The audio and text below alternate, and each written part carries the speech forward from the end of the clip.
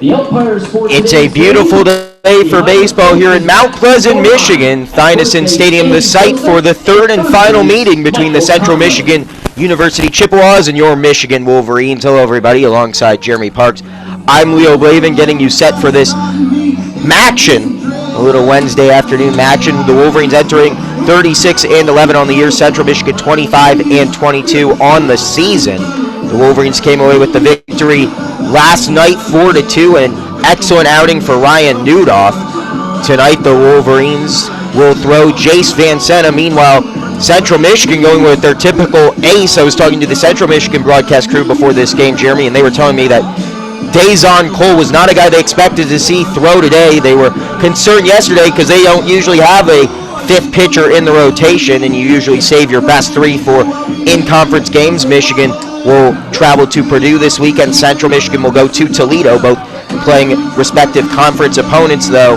Central Michigan electing to play their ace today against the Wolverines in a non-conference affair. What do you make of that decision from Central Michigan head coach Steve Jaska? Trying to look ahead, Dazon Cole is going to have to try and salvage this two-game series midweek here with the Wolverines. Cole doesn't have the best stat line, but again, has taken the majority of their ace-type situations, you could say. They're one situations, but limited run support has been a problem for Cole and the Chippewas, so it'll fall on the Central Michigan bats to try and get something going off of Michigan and Jace Van Senna early in this one. Dazon Cole making his 13th start of the year, enters with a 6.03 ERA and a 2-5 record. The sophomore Cole, for the Wolverine, or for the Chippewas, I should say, is their ace. He wears number 44 and is from Southfield, Michigan. The same high school, Southfield High School, that produced Michigan's own Johnny Slater. Leading off the top of the first for Michigan, the first baseman. As we're set to get underway, Jake Bivens will lead things off for the Maize and Blue.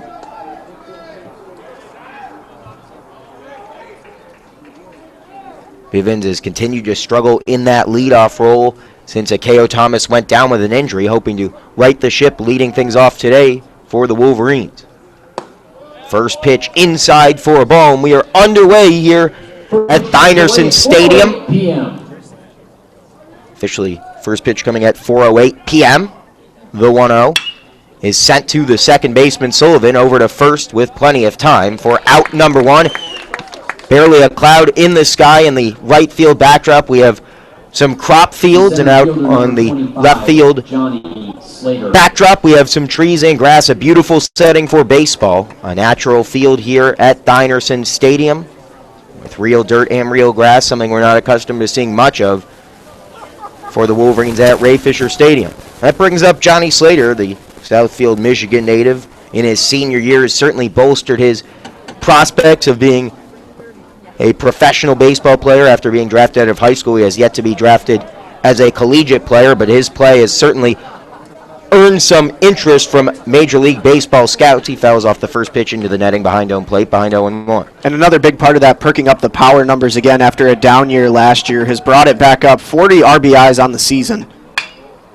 He sends a tapper towards the diving Stakowski over at first. The flip to Cole, as the pitcher had to cover some ground to get the out, but he does just that, and a nice stop by Stakowski, who gets some dirt on those crisp white Central Michigan jerseys for the second out of this first inning. The Wolverines will want some more extended at-bats, try and make it more difficult on Cole. 2 quick at-bats for the Wolverines, just 4 pitches into this game and already 2 outs. That brings up Michael Berdar.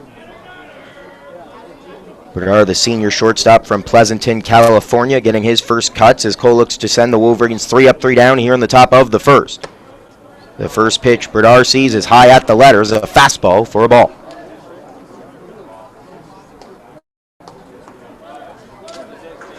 Cole from the windup sends the 1-0 high once again, 2-0 to Michigan's 3-hitter.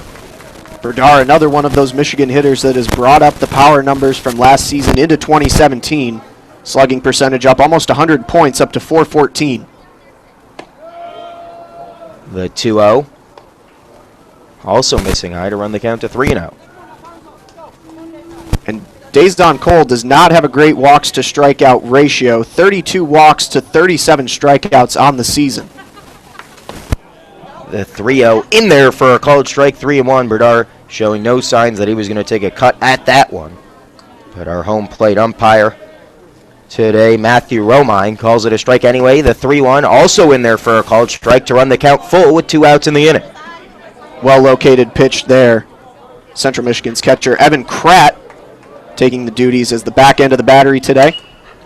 The 3-2 popped up into shallow left field in the foul territory. It's the shortstop Borgling calling off the third baseman Hickey to get the pop out for the third and final of the inning. The Wolverines go 3 up, 3 down. We'll come back with Jace Van Sena on the mound in a moment. You're listening to Michigan Baseball on WCBN Sports.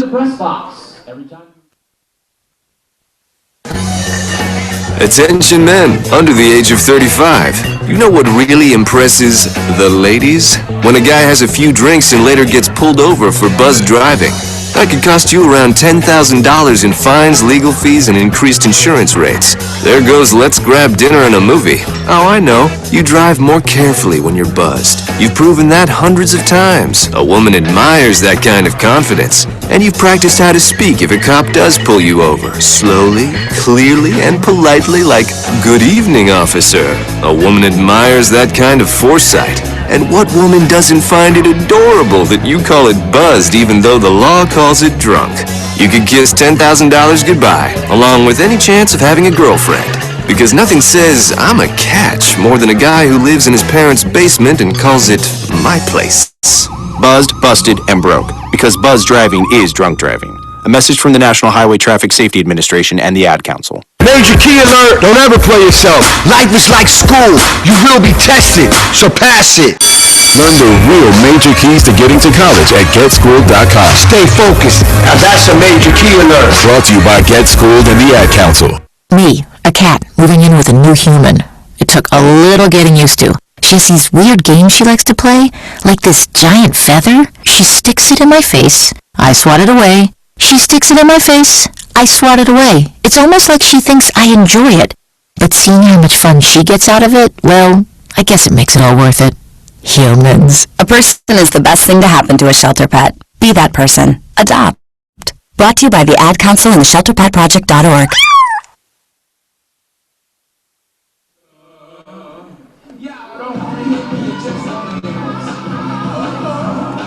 Jace Van Sena, the 6'5", 225-pound junior right-hander, comes into this game with a 3-1 record and a 2.30 ERA. Van Sena making his 4th start of the season out of Millbury, Ohio. The Wolverines will get to throw 5 pitchers this weekend, the first time in nearly 3 weeks that the Wolverines have gone out of conference. And the last time they did that was a 3-game series against Oklahoma, but we haven't had midweek games since the calendar turned to May. But because we do this week, both Newdoff yesterday and Van Sena today getting a couple of key start opportunities. Alex Borglin leading things off for the Chippewas here this afternoon with the wind blowing out towards right field. He takes a first pitch strike at the knees. First pitch strikes, a trademark for Van Sena, has not walked a batter all season long. 24 strikeouts in the column. The 0-1 is popped up in the infield. The third baseman, Lugbauer, tracks it down on the third base line for the first out of the inning. Good work there by Van Sena. 2 pitches, and he gets the first out. The second baseman, number That'll bring up Jason Sullivan, or rather, Sullivan, a sophomore from Bartlett, Illinois. Went 2 for 4 yesterday. Also had a strikeout. No changes to speak of in the Central Michigan lineup today from what we saw yesterday. A couple of defensive switches for the Wolverines. Lugbauer got the start yesterday behind the plate, is at his usual third base spot, and Wenson back behind the plate. Outside of that, the usuals with the exception of Jonathan Engelman getting the day off in right field. Kristen Bullock will get the start there. Van Sena delivers a first pitch strike to Sullivan. The 0-1 pitch misses high to even the count at 1-1. And no reason to change the lineup. This is a Central Michigan team that played a ranked Michigan opponent extremely well yesterday in a 4-2 defeat, but had opportunities. It was Jackson Lamb to come down and shut out the Central Michigan Chippewas with a bases-loaded 8th-inning jam. Off the end of the bat, it takes a hard hop over the diving Jake Bivens for a 1-out single. Already seeing the natural grass play a factor as Bivens seemed to be in a good position on the dive, but that one cleared his head by a good 6 feet, taking an extremely high hop off the infield grass for a base knock.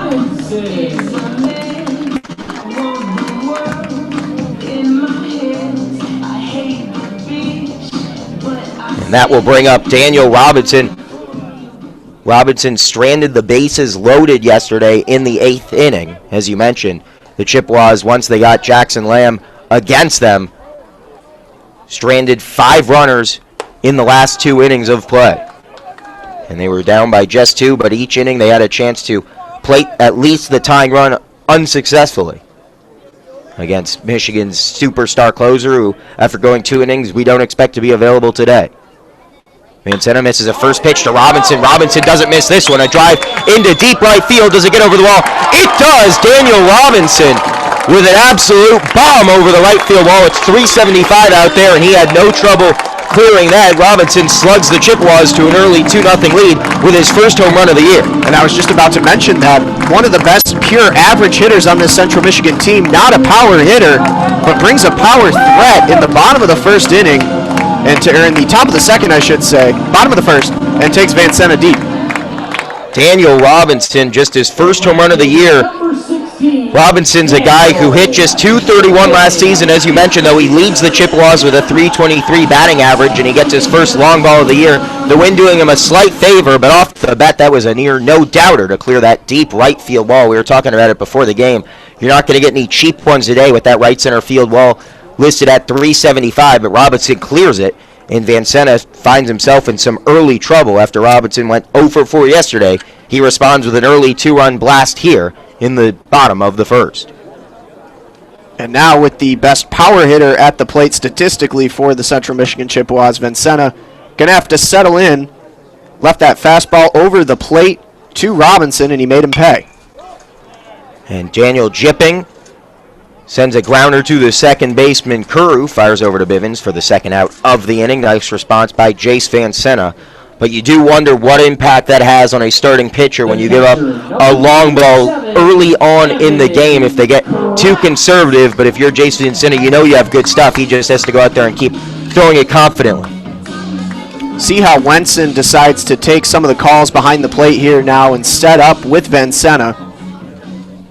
Trying to play a little bit of pitch and catch back and forth with the battery to settle back in. Daniel Robinson's 2-run home run has given Central Michigan an early 2-0 lead here in the bottom of the first. 2 outs in the inning.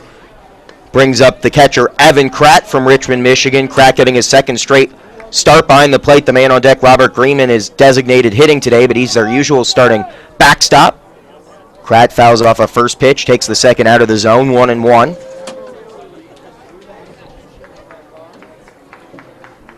We saw some difficulties, it seemed, at times with the signals yesterday between starting pitcher Ryan Newdoff and Drew Lugbauer, who was behind the plate, but Wenson so used to calling those signs as the Wolverine catcher. You don't expect that to be an issue today. The 1-1 pitch misses inside for a ball, 2-1. Vancena regathers himself and delivers to Kratt. The 2-on is swung on and fouled into the Michigan dugout, or the Central Michigan dugout area, to even the count at 2-2. And the very rare day off for Harrison Wenson yesterday. A mainstay in the 9-hole in that Michigan lineup for his defensive abilities behind the plate. And contrast that with Drew Lugbauer, the power hitter.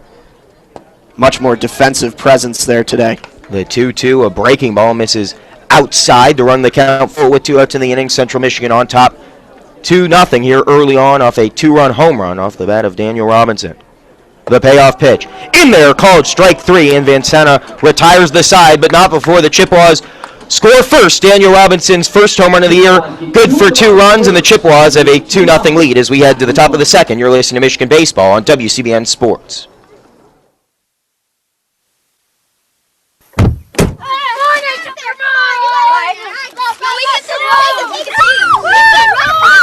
They'll challenge your authority. Seatbelt on. They'll try to break your will. They'll push you to the edge of your sanity. Because that's what kids do. But this car is your territory, not theirs. Defend it. Who makes the payments? Who cleans it? Who drives it? You do. That's who. And in here, your word is law.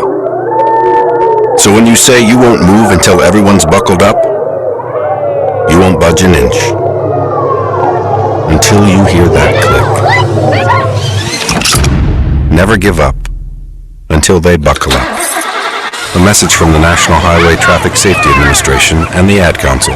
For more information, visit safercar.gov/kidsbuckleup. Allison is perfect. I mean, she'd never tell you that. She's humble and perfect. She likes everyone. She even likes her untidy roommate's weird guinea pig. Allison, wait, are you texting and driving? Allison, no. That's the exact opposite of what I was just saying about you. Why, Allison? Why? Texting and driving makes good people look bad. Visit stop. Third baseman number 17, Drew Lugbauer. Central Michigan leading it 2-0 here as we get set to start the top of the second inning. Drew Lugbauer, who was 3 for 4 yesterday, leading things off for the Maize and Blue in their road blue uniforms, the Maize numbers, and the gray pants. Central Michigan with a 2-run home run off the bat of Daniel Robinson. His first of the year gives the Chippewas an early lead for Dazon Cole, who returns to the rubber here in the second inning and misses the first outside. Cole hit 5 Michigan batters in the Wolverines' lone trip to Mount Pleasant last season, a game that Central Michigan ultimately came away with a victory in it 8-7, and Eric Bakich talked about it earlier this week that they took it personally, particularly because it ended Matt Ramsey's Michigan career, the senior not able to return, missing the last 10 games of the year after getting hit by a pitch. As Lugbauer hits this one up in the infield, the pop-up is camped under by the shortstop Borland for the first out here in the second, but we know that Eric Bakich is a master motivator, everything he can. Granted, it's against a team that in the RPI right now is ranked at 139. Bakich knows that, and he has to find different ways to make sure his team's motivated against what, on paper, seems to be inferior opponents. Right, and perhaps a bit of bad blood matched now with a 2-run deficit here in the second inning. All the reason for Michigan to get motivated, a team that is still well in the hunt for the Big Ten championship in the regular season. Sitting in 4th right now, but with the best win percentage of any team in the Big Ten overall. Miles Lewis, in his first at-bat of this game, pops it out towards left field, where Jipping makes the easy catch.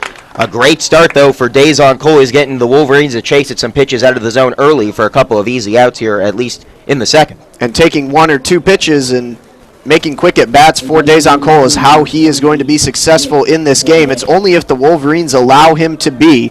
One of the big problems for Cole so far this season, as we said earlier, has been run support, and now with the 2-run home run in the bottom of the first, is sitting rather comfortably on the mound so long as Michigan continues to not take their time at the plate. It took the Wolverines 3 innings to get their first hit yesterday. They're 1 out away from going through 2 without a base runner. So far this afternoon, Central Michigan leading Michigan 2-0 on the WCBNsports.org broadcast of Michigan baseball. The 0-1 to Nick Poirier is the designated hitter. Taps it off the chalk along the first baseline foul. And we'll do it again at 0-2 with 2 outs in the inning. Cole looking for his first strikeout of the afternoon. Poirier still trying to time that one up. Each Wolverines hitter has gotten on top of his pitches so far, trying to even up those swings and get a little bit of hang time underneath. Poirier looking for some redemption against the Chippewas today after going 0 for yesterday. He takes one at the shoestrings in the dirt for a ball, 1-2. Poirier continues to provide a dangerous bat for the Wolverines each and every game as their designated hitter. Batting over 300 this season. The 1-2. Sent foul out of play. And you have to think that plays into Nick Poirier's advantage that he's consistently in the designated hitter. All he has to do is focus on the batting cages during practice, and it really seems to be paying off for the sophomore.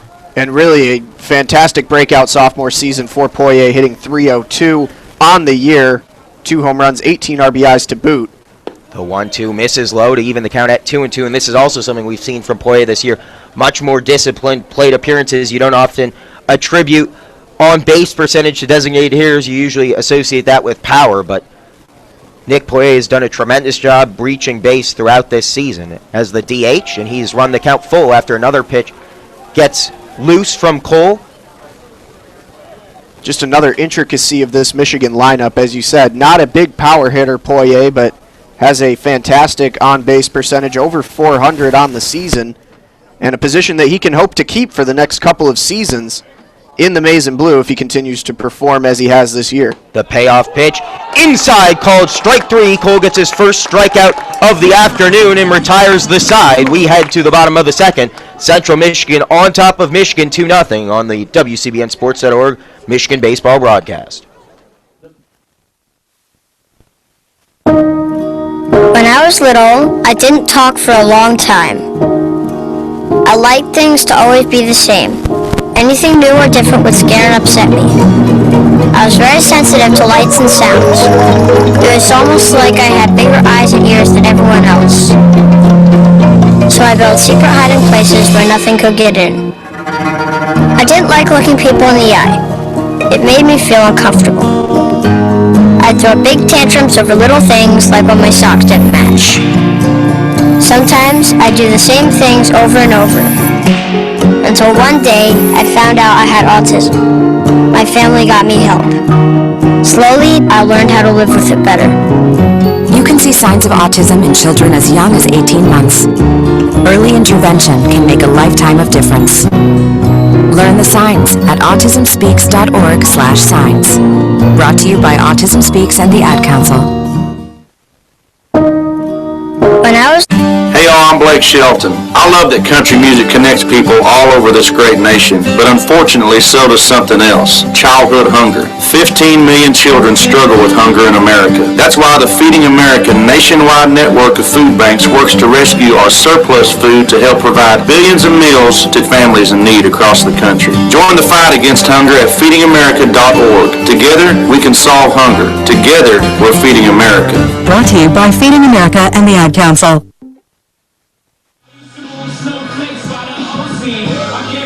Top of the second here, or bottom of the second rather, here at Thinerson Stadium.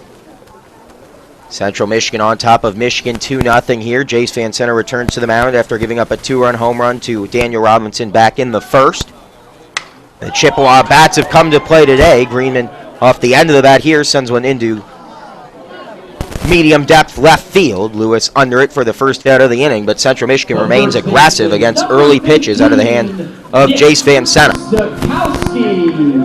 Work to their advantage, but overall, again, not a fantastic habit to have as a team at the plate. Law of averages holding. It'll come back down to bite them if they don't take their time and try and time up the offerings of Van Center a little bit more here. Nick Stokowski struck out with the bases loaded in the bottom of the eighth yesterday against Jackson Lamb. He fouls off a first pitch here in the second out of play. But he struck out all four at-bats, looking to get some redemption today against the Maize and Blue, with the Chippewas sprinting out to an early 2-0 lead here in the bottom of the second. One out in the inning. That pitch inside out of the right hand of Van Center. The count even at 1-1 to Nick Stokowski, a junior from Monticello, Illinois.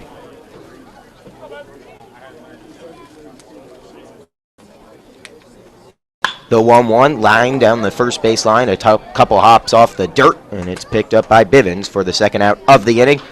Nice response after that 2-run home run for Van Center, who's now retired 4 straight. Third baseman, number 3, Zach Hickey.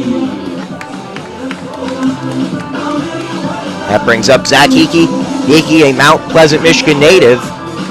His father spent 11 years as the athletic director here at Central Michigan. On April 2nd, became the new athletic director at the University of Arizona, replacing Greg Byrne as the Wildcats AD, but his son's still playing on the baseball team here at Central Michigan. Hickey yesterday 0 for 3 with a walk.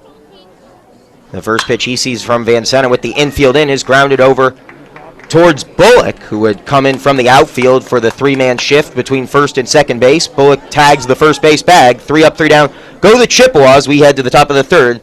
CMU still on top 2-0 on the Michigan Baseball Student Radio Network, WCBNSports.org.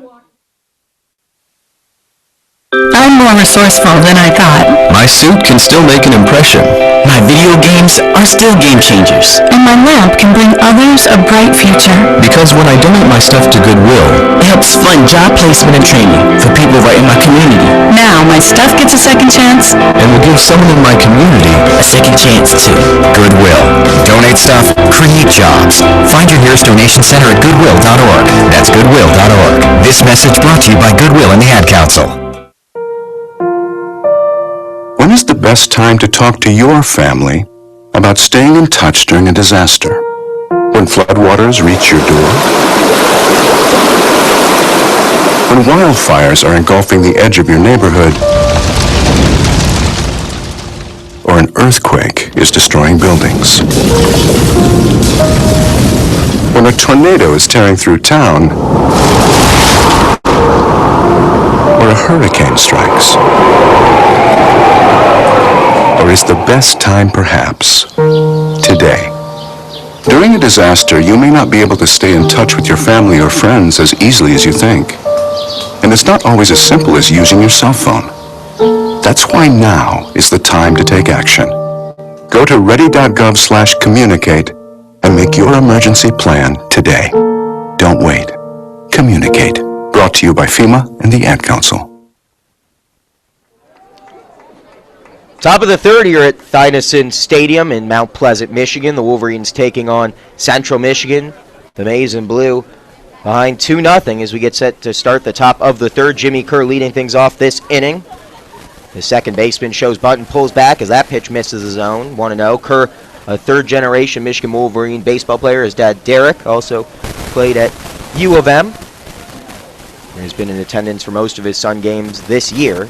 Kerr shows bunt once again, pulls back, but it's a called strike to even the count at 1-1. Kerr was the Big Ten Player of the Week last week in place of the injured Akeo Thomas and has been nothing short of a revelation for Eric Bakich. What a luxury to have him off the bench, and when called upon, he's been swinging the bat very well. This time he gets underneath one and lines out to center as Gillis makes the grab for the first out of this inning. Once again, Dazon Cole having no trouble throughout this Michigan lineup. The right fielder, number 5, Kristen. And that brings up Kristen Bullock. Bullock, a Chicago, Illinois native, making his first start of the season in right field with 1 out of the inning. He shows bunt as well. We know he has the speed. He's been called on to pinch run in many of his 13 appearances so far this year. He fouls that first bunt into the Central Michigan dugout.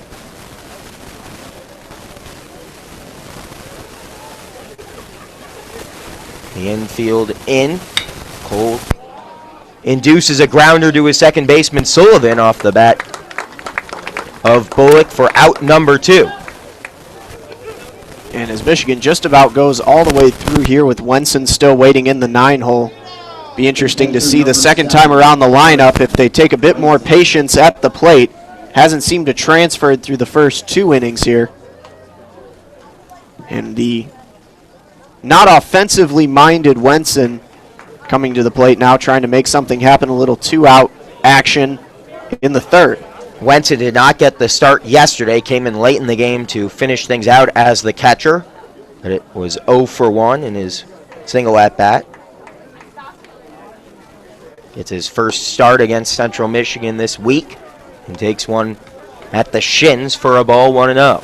2 outs here in the top of the third. Michigan trails Central Michigan 2-0 after a first-run home run by Daniel Robinson, good for 2.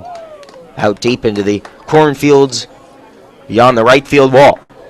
The count now even at 1-1 as that one's in there for a called strike. Here comes the 1-1 pitch. Paints the black on the outside part of the plate at the knees for a called strike, 1-2. Wenson, a product of the Pittsburgh Pirates system now, taken in the 39th round last year.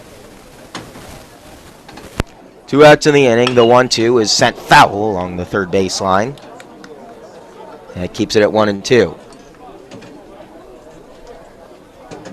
Former Pirates draft pick, as you point out. Still looking for his future major league home. The senior, once again draft eligible. But the Wolverines hoping that'll come at the conclusion of the season. Before that draft, the Wolverines still hope to make a trip to Omaha. They count at 2-2 now as that pitch misses the zone. 2's across the scoreboard here in the top of the third. As Cole steps off the mound for a moment, regathers himself.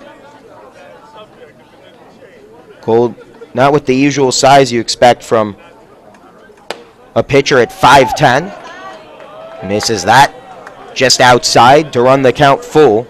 Listed at 5'10", 177 out of Pontiac, Michigan. Comes to Central Michigan by way of Wabash Valley College. As Wenson fouls that one off hard into the Central Michigan dugout. We mentioned talking before this game, there's no netting or really anything to protect these players from a hard-hit baseball. Fortunately, everyone okay, but they're so close to home plate.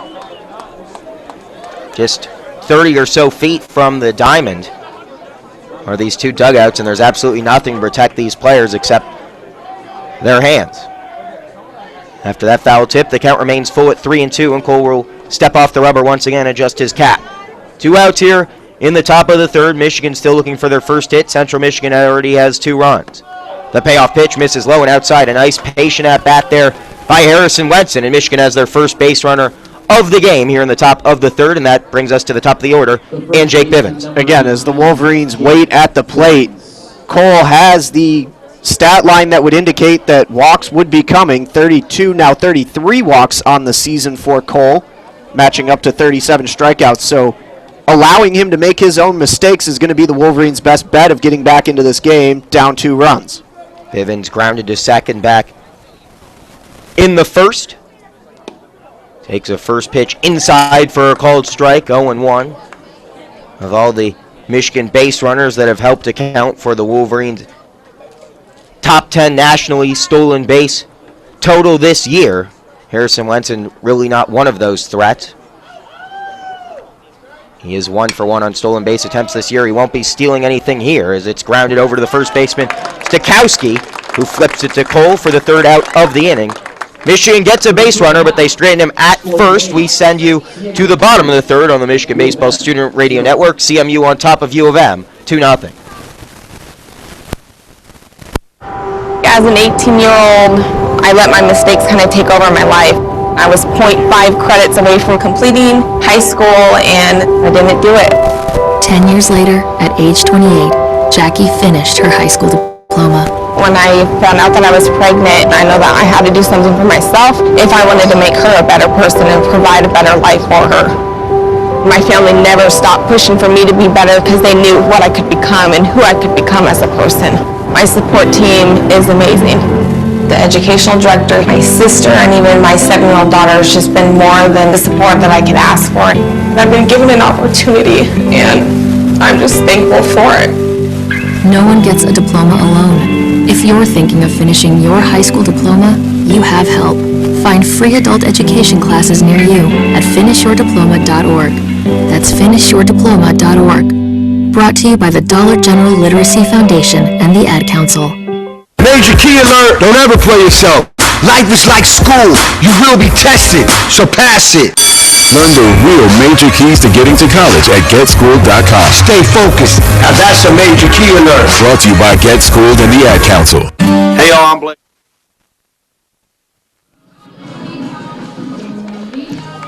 Michigan trails Central Michigan 2-0 as we get set to start the bottom of the third here at Thynesen Stadium in Mount Pleasant, Michigan.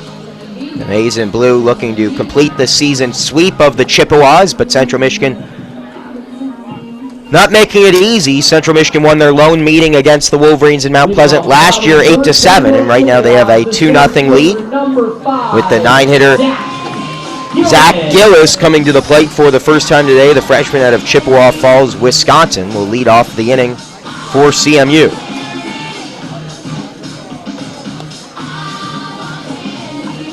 Gillis yesterday going 0 for 3 with a walk against Michigan's pitching staff. Newdoff got the start yesterday. Van Sena gets the start today as the right-hander sets and delivers the first pitch of this bottom half of the third frame. In there for a called strike at the knees.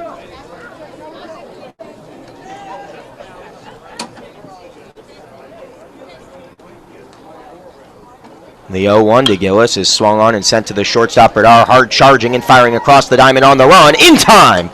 Michael Berdar makes it look so easy out there at shortstop, and with this unfamiliar grass, we don't know what hops to expect, and neither do the fielders, but Bernard made that one look routine. Just a great set of professional tools to go back across the body, 3/4 of the way across the diamond in time to get the speedy Gillis over at first. That's a play that'll get you a draft pick. And the Michigan shortstop waiting in the wings.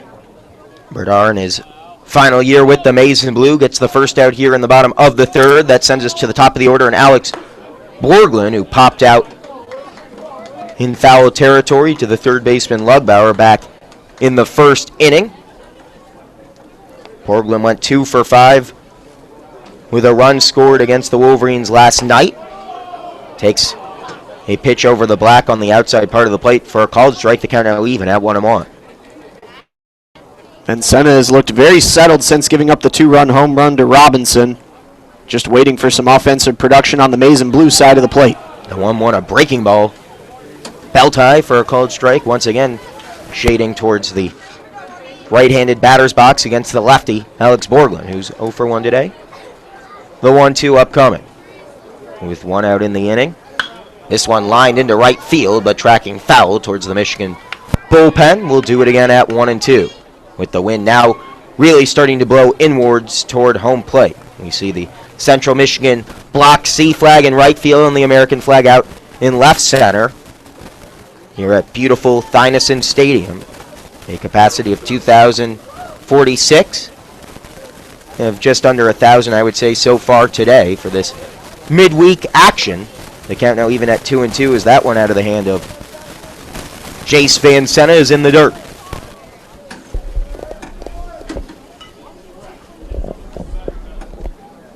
Borglund readies to face the 2-2.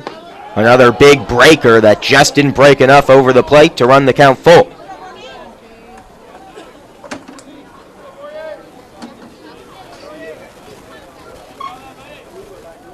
One out in the inning, the payoff pitch.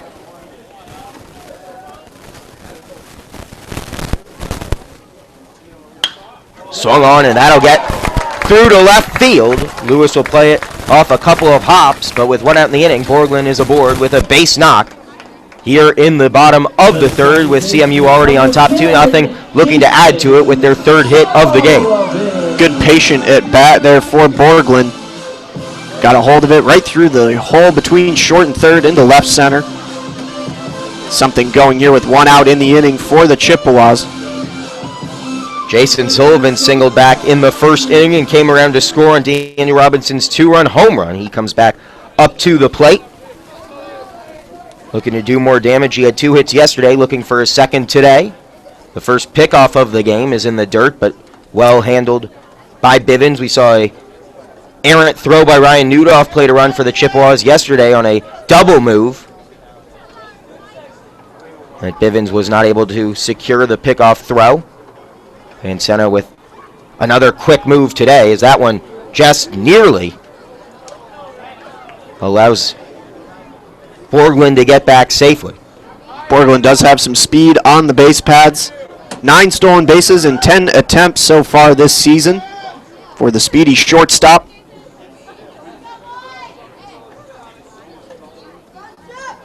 One out in the inning, the first pitch Sullivan sees is well outside. Nice catch made by Wenson in the left-handed batter's box. With Bivens continuing to hold Borglund at first base. One out in the inning, Central Michigan on top 2-0 on WCBN Sports coverage of Michigan baseball. Vincena looking to get himself out of some trouble here in the third. Another pickoff. Another late tag. The count remains 1-0 between Jace Vincena and Jason Sullivan, the Bartlett, Illinois sophomore.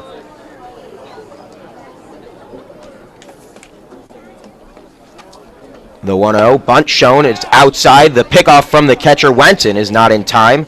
2-0 as Sullivan managed to pull back on the bunt attempt. Central Michigan showing like they may play small ball here, and that brings the shortstop Michael Bernard to the mound to discuss things with his pitcher Jace Vincena. Senior and junior, 2 upperclassmen, discussing things. They've been in these positions before, and what a luxury to have so much experience in the Michigan infield. The lone underclassman Among the 5 that make up the Michigan Diamond is the second baseman Jimmy Kerr, who's a sophomore.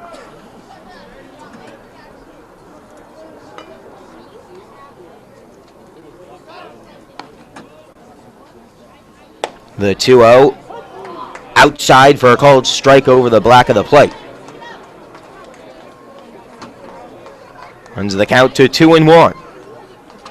Vancena's fourth start of the year, first since April 11th against Eastern Michigan. He went 5 innings, giving up no runs, 3 hits, and 6 strikeouts for the junior from Ohio.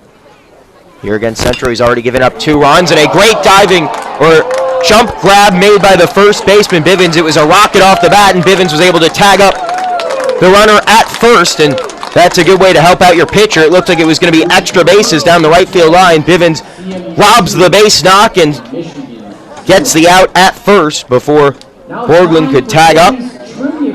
And that will send us to the top of the 4th. A bang-bang play sends us out of the inning. Michigan still trailing CMU 2-0 on the Michigan Baseball Student Radio Network, WCBN FM Ann Arbor.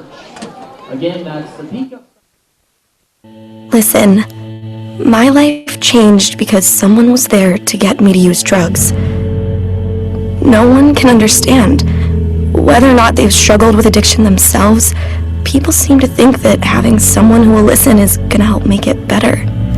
I'm realizing that I need help. I'm listening. I need help. I'm realizing that I think that having someone who will listen is going to help make it better. Whether or not they've struggled with addiction themselves, people seem to understand. No one can get me to use drugs. My life changed because someone was there to listen. 1 in 7 Americans will struggle with addiction during their lifetime. Want to know how you can help? Go to heretolisten.com for tips and tools to help turn addiction around. A public service announcement brought to you by the Ad Council. Listen, my life changed because someone was there to get me to use drugs. No one can understand. Whether or not they've struggled with addiction themselves, people seem to think that having someone who will listen is gonna help make it better. I'm realizing that I need help.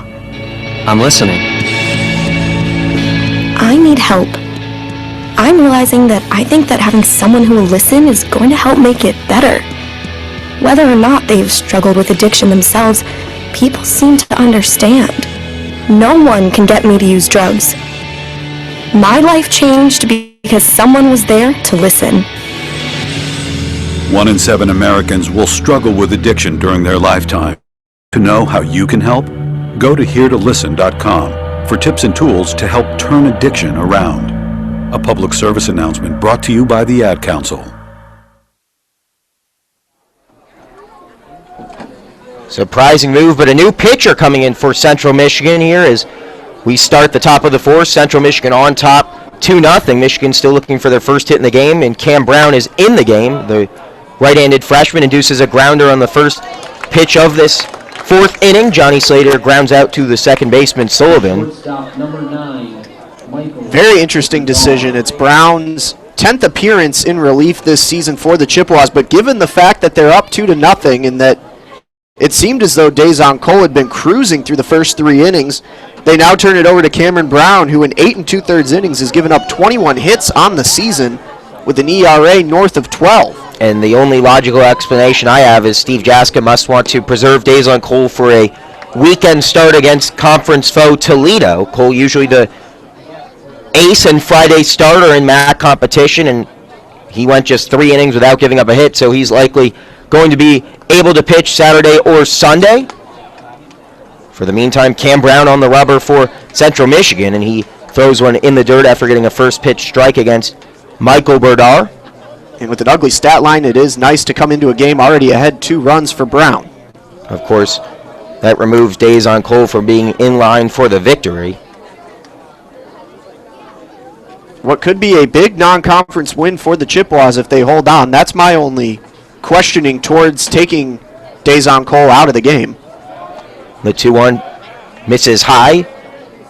Or even in that regard, simply putting Brown in as opposed to a reliever with perhaps some better statistics against a very offensively potent Maize and Blue lineup. The 3-1 in there at the knees for a called strike to run the count full. Of course, Central Michigan with an RPI of 139 and a record of 25 and 22. Not really a threat at this point in the year, I would say, to get an at-large bid.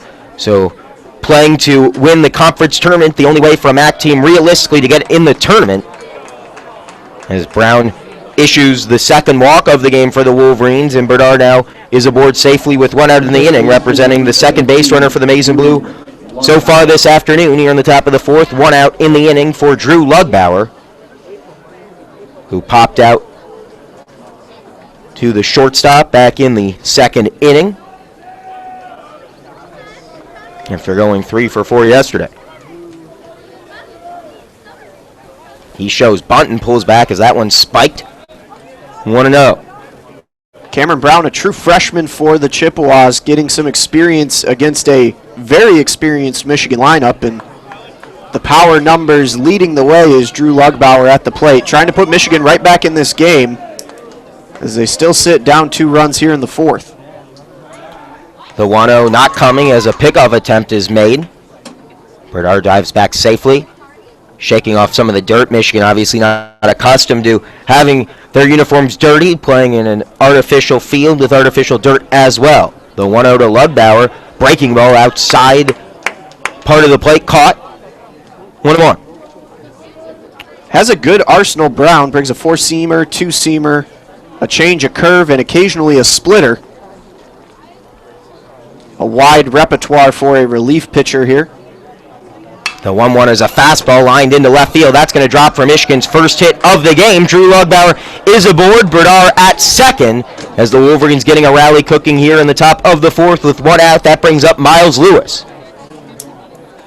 More patient at-bats at the plate for the Wolverines the second time around, and perhaps a good thing that Dazon Cole taken out of the game. Michigan waiting in the wings to time up on some of these pitches, and Cameron Brown now with a bit of a sticky situation. Runners on first and second, just 1 out here, trying to preserve the 2-0 lead.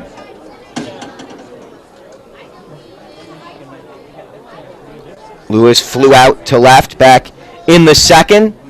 But for the first time today, the Maize and Blue have a runner in scoring position with the tying run at first base. Central leads it 2-0 over the Wolverines here at Thynesen Stadium in Mount Pleasant, Michigan. 1 out here in the top of the fourth. The new pitcher, Cam Brown, who replaced Dazon Cole, who went just 3 innings without giving up a hit. But they're going to preserve him for their conference series against Toledo this weekend. But Cam Brown has got himself in some trouble, and this is going to be even more. It's spiked in the dirt, gets by Kratt behind the plate, and now 2 runners in scoring position for the Maize and Blue and Miles Lewis. Trying to get a little too crafty with the off-speed, just gets away from him. And back behind the plate, Kratt unable to make the block.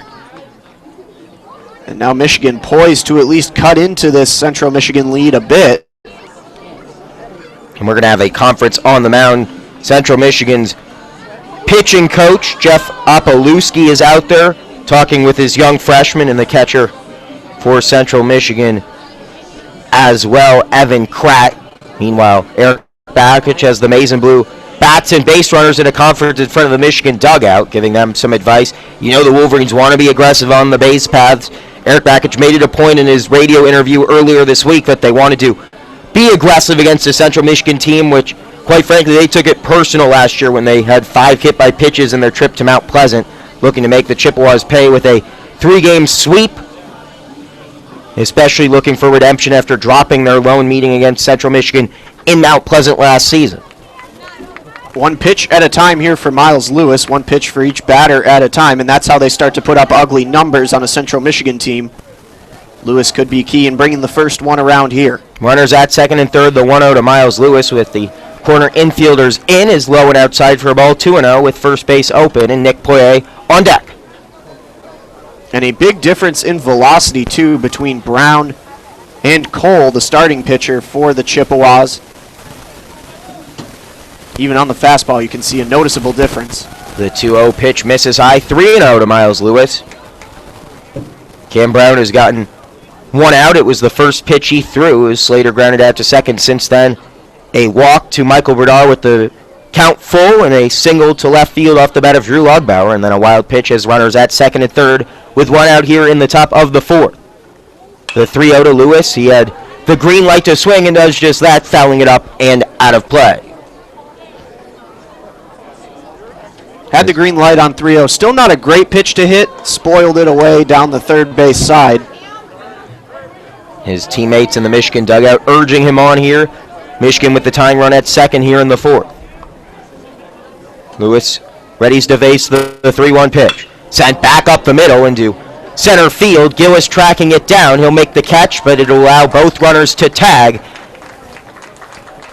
as Michael Bernard comes home to score, and Drew Lugbauer advances the third. A sacrifice fly into center field off the bat of Miles Lewis gets the Wolverines within one. It's 2-1 Central Michigan here with 2 outs in the top of the fourth, and Nick Poirier coming to the plate with the tying run at third base.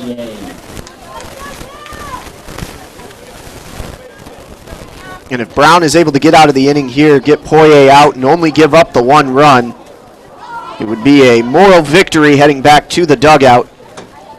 After a bit of a rocky start, as you said, got the out on the first pitch he threw, but has had some bumps since. With Dazon Cole out, the Wolverine bats take advantage here in the fourth. A big swing and a miss there by Nick Poirier, who struck out looking in the second. Back up to the plate here in the fourth. Behind 0-1 with Drew Lugbauer waiting to charge home on contact at third base. The 0-1 fouled up and out of play along the left field line.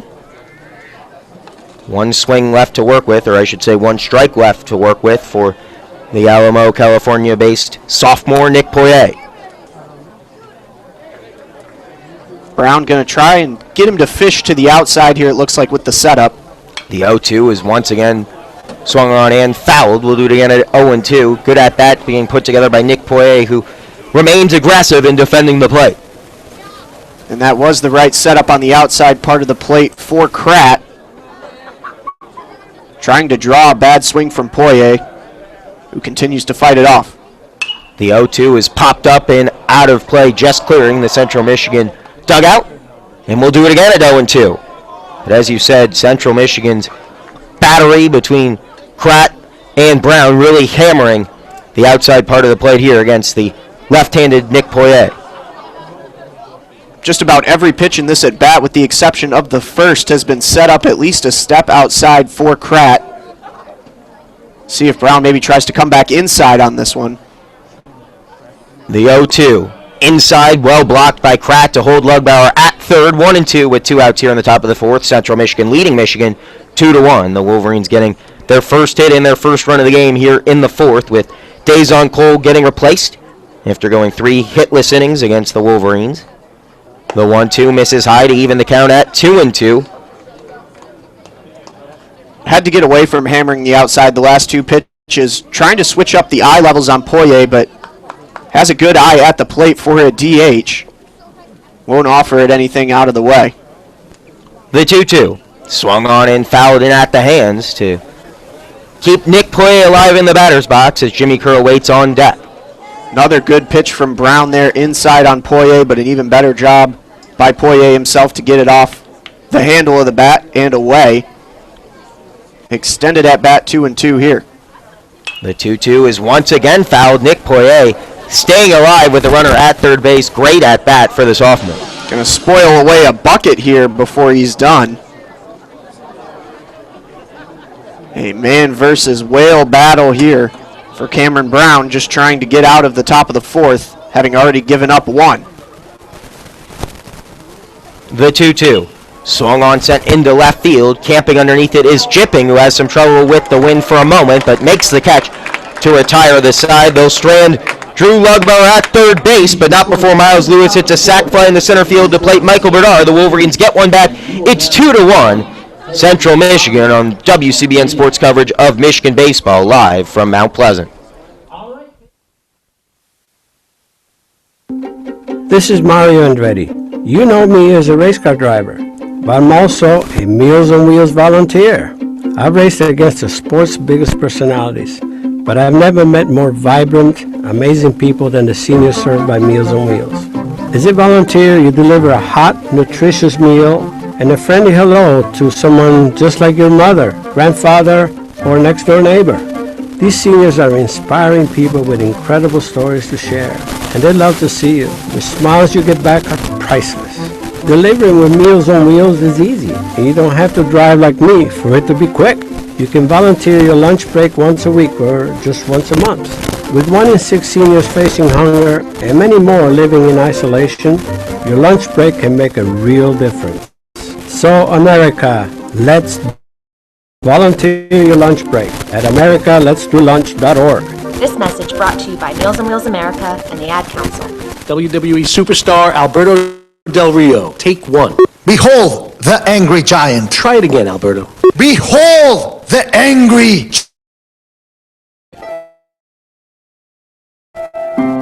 Behold the giant. Give me another one. This is WWE superstar Alberto Del Rio. It only takes a moment to make a moment. Take time to be a dad today. Visit fatherhood.gov. Brought to you by the U.S. Department of Health and Human Services and the Ad Council.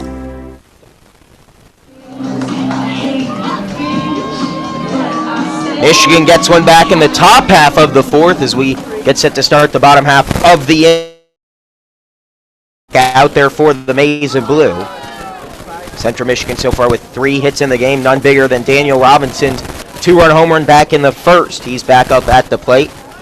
Perhaps looking to go back-to-back home runs in his 2 at-bats. His first of the year gave the Chippewas a 2-1 lead. Michigan gets one back with a sac fly off the bat of Miles Lewis to start this 4th inning. Mancena being deliberate in his pitches against Robinson here. The count even at 1-1 as that one misses low. The infield shifted to the right for the left-handed Daniel Robinson. He pops this one up and over our heads in the press box out of play.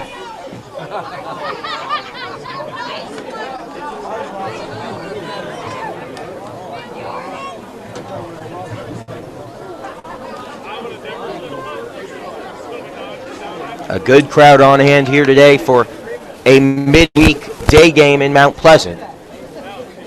Catching some interstate rivalry baseball as Robinson takes a defensive swing to foul that one off and out of play to keep the count at 1-2.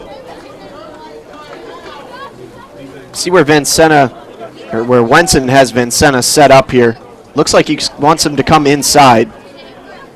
The 1-2. That one misses high. Robinson doesn't chase. 2-2. Robinson from Grosse Pointe Woods, Michigan. In his sophomore year, the right fielder readies with the wind blowing inwards towards home plate to face the 2-2. That one just missing inside to run the count full. Good eye shown by Robinson there. Close call, close to a 50-50 pitch there for home plate umpire Matthew Relmine. And again, Daniel Robinson, a guy who hit just .231 all of last season. He leads the Chippewas this year with a .327 batting average. The payoff pitch popped up and over our heads once again. We'll do it again with a full count. No outs here in the bottom of the fourth. Daniel Robinson leading off the inning after the Wolverines plate their first run to cut the lead in half. The lead that was generated by Mr. Robinson's bat back in the first with a 2-run shot over the right field wall. He readies to face the payoff pitch, and that one just misses outside. And now Eric Bakich will come out to the mound to talk things over with the junior pitcher, Jace Van Senna, after a leadoff walk to start the fourth here. There's been no action in the Michigan bullpen so far in this game. At least none that we can see. It's a somewhat obstructed vantage point, but I think you're right. We see one catcher over there in full gear, but I haven't seen anyone throwing to him.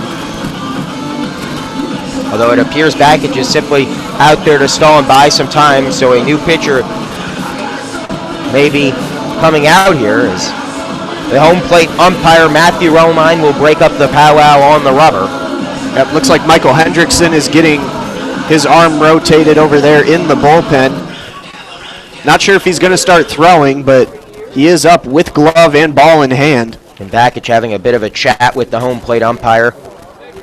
Romine displeased with the strike zone so far. A couple of near strikes that Romine didn't grant against Robinson, and Bakich is giving him an earful on his trot back to the Michigan dugout. And it's actually Austin Batka who's up and getting loose, number 38. Tough to tell from our vantage point with the bars, but Batka is out there starting to loosen up the left arm. So right now Van Sena is out on the rubber to face off against Daniel Jipping, who grounded out back in the first. He steps off the rubber for a moment and regathers himself. A 6'5" righty. Has to worry about Daniel Robinson on the base paths as well. He's over at first base, where he's 20 for 26 on stolen base attempts this year, as that one's ripped foul down the third base line.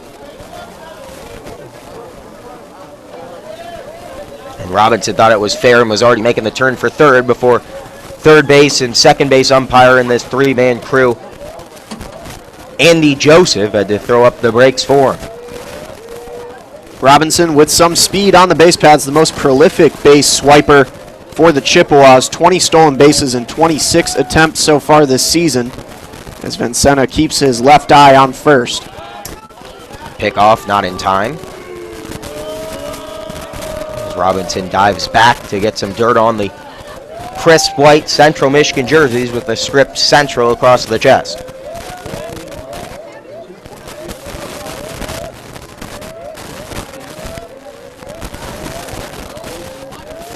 The 0-1 to Jipping from Van Sena is popped up into center field. Slater tracks it down and makes the grab for the first out of the inning, with Robinson tracking back to first. And Batka starting to get a bit more urgent in his warm-up attempts. Still has yet to step on the rubber out in that right field Michigan bullpen. So Van Sena likely will get a chance to finish out the inning if he can retire the next two batters he faces. The first one being the catcher Evan Kratt, who struck out looking back in the first.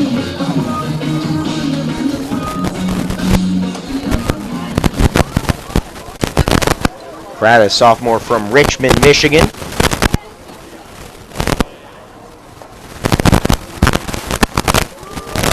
As we get another pickoff and some Boo Birds out here at Thynesen Stadium. Rightfully so, with the speedy Robinson standing on first. Just trying to keep him honest here with a healthy secondary lead. One out in the inning, and we're going to get another pickoff attempt. Van Sena, though, I think it's worth noting, just doesn't look comfortable out there in this fourth inning. We've already seen Eric Bakich come out once to buy some time for Michigan's bullpen. And it's almost appears like it's a near formality that this will be the last inning regardless of how Van Sena gets out of it. With one out, he throws a pitch in there for a strike. The mask comes off for Wenson as he had to scoop it up off the dirt. Then it hopped over for a moment. He's able to collect it and hold Robinson at first base. Back of finally getting into a full stretch warm-up over there down the first base side. It's a question now of when rather than if he enters this game. One out here on the top of the fourth. Central Michigan leads Michigan 2-1. Daniel Robinson at first base after his second base running attempt of the game. He had the two-run home run back in the first, and he's forced to dive back safely once again.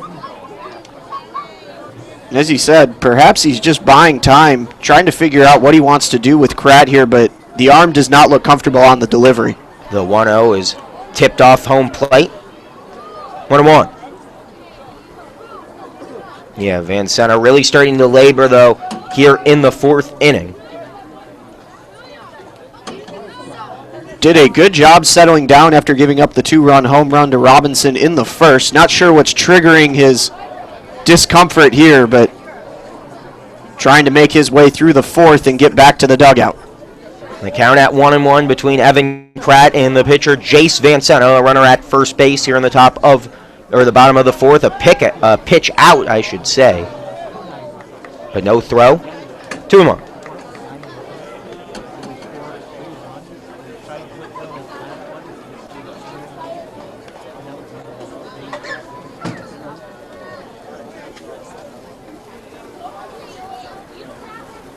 Van Sena with the glove on the hip now comes together from the stretch. The 2-1. Popped up into center once again. Slater makes the catch in front of Bullock.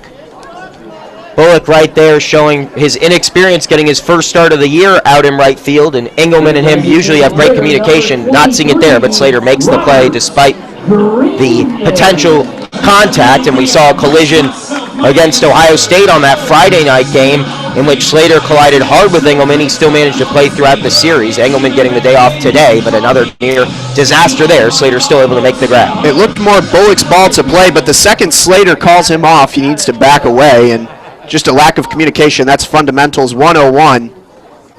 And Bullock still trying to stand in there, but the out is made regardless. Now 2 outs for Robert Greenman, the designated hitter, takes a first pitch breaking ball over the heart of the plate for a called strike, 0-1. Central Michigan still leading the Wolverines in this third and final meeting this year, 2-1.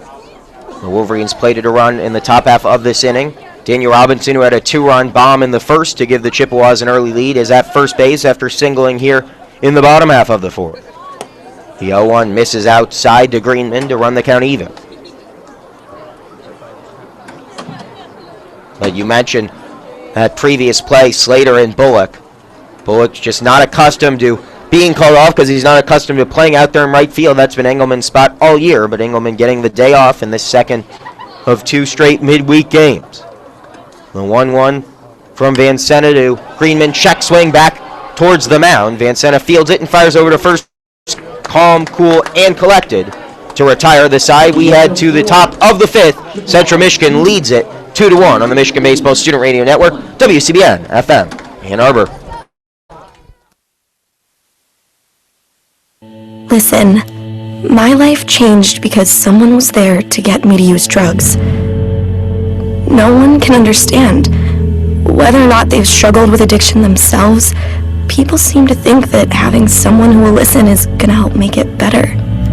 I'm realizing that I need help. I'm listening. I need help. I'm realizing that I think that having someone who will listen is going to help make it better. Whether or not they've struggled with addiction themselves, people seem to understand. No one can get me to use drugs. My life changed because someone was there to listen. 1 in 7 Americans will struggle with addiction during their lifetime. Want to know how you can help? Go to heretolisten.com for tips and tools to help turn addiction around. A public service announcement brought to you by the Ad Council. As an 18-year-old, I let my mistakes kind of take over my life. I was 0.5 credits away from completing high school, and I didn't do it. 10 years later, at age 28, Jackie finished her high school diploma. When I found out that I was pregnant, I know that I had to do something for myself if I wanted to make her a better person and provide a better life for her. Top of the 5th here at Ray Fisher Stadium, or I should say at Thynesen Stadium. We were just marveling at the nice facilities here in Mount Pleasant. Then I get the stadiums mixed up. Happy to make the trip up here to Central Michigan's campus, where the Chippewas have a 2-1 lead here in the top of the 5th. Jimmy Kerr coming back to the plate. Kerr 0 for 1 after lining out to center field back in the 3rd. Against Cam Brown, who's now in his 2nd inning of work, replacing Dazon Cole, who started this game, went 3 innings without giving up a hit. And immediately Cam Brown enters, gives up 1 run, but he still has a 1-run lead to protect against Jimmy Kerr with the count even at 1-1. Kerr pops one up into foul territory along the third base line, just getting beyond the barricade to prevent the third baseman Hickey from making the play. Brown didn't have great control back in the 4th inning for the Chippewas. Just gave up 1 run, but again, early on here, not showing great command. And any help that Kerr is able to give him, he would appreciate on Kerr to sit back and take his time. The 1-2 misses low and inside. The run the count even. No activity to speak of currently in the Central Michigan bullpen, so it appears Cam Brown will get a couple of innings of work in. He is the reliever in these middle innings. He's got a 2-1 lead right now. Kerr trying to change that with 1 swing of the bat. Here in the top of the 5th, no outs, the 2-2. Popped up and fouled once again. Michigan has gotten a lot more patient at the plate as this game has progressed after Dazon Cole retired the side in each of the first 2 innings before issuing a walk in the third, and immediately after that he got the third out, so only 9 batters faced for Cole in 3 innings. But Michigan got 5 plate appearances in the fourth, looking to extend this inning a little bit, but the leadoff man Kerr strikes out swinging. The second strikeout of the game for the Chippewas, the first of the game for Cam Brown. 1 out here in the top of the fifth. Great split action on that strikeout pitch from Brown. Not a whole lot that Kerr could do. It looked tasty coming out of his hand and then split away to the outside part of the plate. First strikeout of the afternoon for Cameron Brown. Brown making his 10th appearance of the year. That's just his 9th strikeout of the season. But he gets Kerr swinging. 1 out here in the top of the fifth. Kristen Bullock getting his second plate appearance. Takes one inside for a called strike. With the third baseman, Kiki, playing on the infield grass. Just in case Bullock, the speedster, tries to lay down a bunt. Appears to be swinging all the way, but takes 2 straight strikes after taking a pitch out of the zone to start this at-bat. It's now 1-2. Again, Bullock, we saw the inexperience in right field in the last half inning on a questionably called off fly ball with no damage done, trying to get some work in at the plate. The 1-2 sent up the middle. The second baseman, Sullivan, makes the play off of a couple of hops. He fires it over to Stakowski at first. 2 outs here in the top of the fifth. The catcher, number 7. And a nice response for Cam Brown, who looked overwhelmed back in the fourth coming out of the bullpen. He's found his groove here in the top of the fifth, retiring the first 2 batters faced this inning. And now we'll face Harrison Wenson, who walked in his first plate appearance back in the third.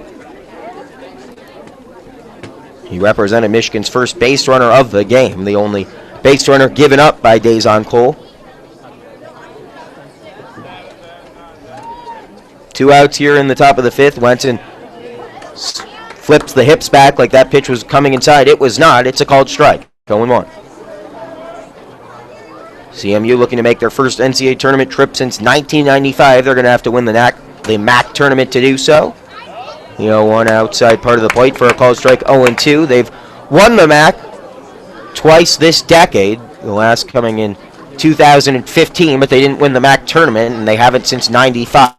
In a conference that usually only sends 1 team, and that's via the automatic berth from a conference tournament win that each and every power and non-power conference gains an invitation throughout collegiate baseball.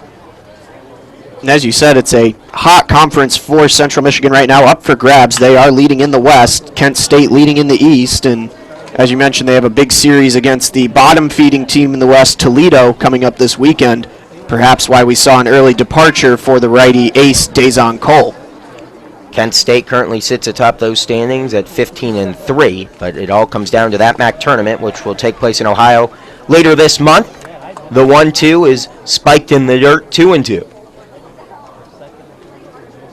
On deck is the leadoff man for the Wolverines today, Jake Bivens. And meanwhile, the senior catcher, Harrison Wenson, looking to reach safely for the second straight time. Lines one off the end of the bat in deep center field. Tracking it down just shy of the warning track is Gillis. 3 up, 3 down, go the Maize and Blue. We head to the bottom of the fifth. Central Michigan still leads it 2-1 on the Michigan Baseball Student Radio Network, WCBNSports.org. Keyboard Cat, Hamilton the Pug, and Toast Meets World. These are some of the internet's most beloved pets, and they all have one thing in common. Their stories started in a shelter. Start your story. Adopt a dog or cat today. Visit theshelterpetproject.org to find a pet near you. Training that pet to play the keyboard, that's optional. Start a story. Adopt a shelter or rescue pet today. Brought to you by Maddie's Fund, the Humane Society of the United States, and the Ad Council. I rescued Toast from a shelter in 2011. I love Toast because she's a lazy diva. Toast does whatever she wants, obviously. She's sleeping right now. She's so loving. She's so comforting. When I walked into the shelter, I knew right then that she was special. Toast, Instagram star, and shelter pet. Amazing adoption stories start in shelters. Start yours today. Visit theshelterpetproject.org to find a pet near you. Brought to you by Maddie's Fund, the Humane Society of the United States, and the Ad Council. Keyboard Cat, Hamilton the Pug, and Toast Meets World. These are some of the internet's most beloved pets, and they all have one thing in common. Their stories started in a shelter. Start your story. Adopt a dog or cat today. Visit theshelterpetproject.org to find a pet near you. Training that pet to play the keyboard, that's optional. Start a story. Adopt a shelter or rescue pet today. Brought to you by Maddie's Fund, the Humane Society of the United States, and the Ad Council. I rescued Toast from a shelter in 2011. I love Toast because she's a lazy diva. Toast does whatever she wants, obviously. She's sleeping right now. She's so loving. She's so comforting. When I walked into the shelter, I knew right then that she was special. Toast, Instagram star and shelter pet. Amazing adoption stories start in shelters. Start yours today. Visit theshelterpetproject.org to find a pet near you. Brought to you by Maddie's Fund, the Humane Society of the United States, and the Ad Council.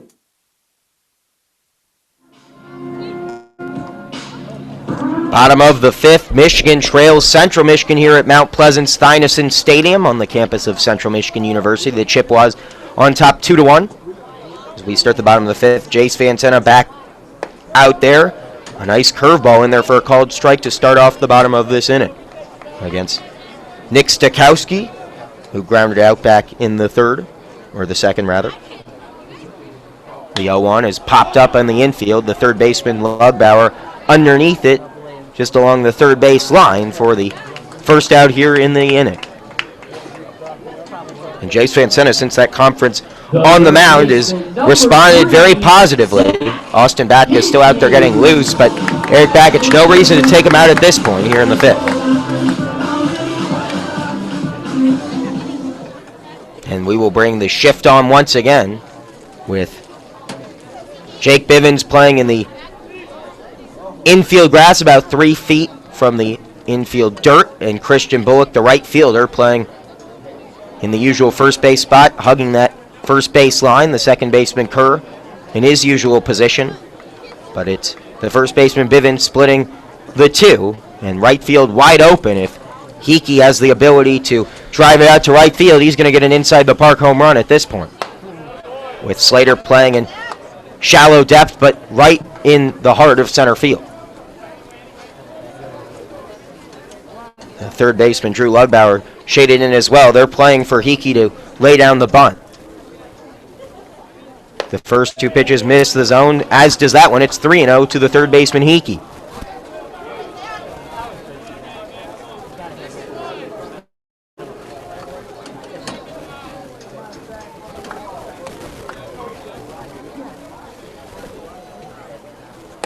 The 3-0. That one misses inside, and a 4-pitch walk issued to Zach Hickey with one out here in the bottom of the fifth. Interesting approach there for Hickey, who has just 17 hits on the season despite making 30 starts so far this year. Or 21 starts now, rather, 30 appearances. Worth noting Austin Batka still warming up in the Michigan bullpen. We thought it would be the last inning in the fourth for Vancena. Has made it here to the bottom of the fifth. Zach Gillis up at the plate where he's 0 for 1. Grounds this one over to Bivens at first, firing over to second. It's going to need a tag, and they get it. Michael Bernard lays down the tag. A 3-5 double play ends the inning. We head to the top of the sixth. Michigan still needs another run. They trail 2-1 against Central Michigan here in Mount Pleasant on WCBN Sports coverage of Michigan baseball.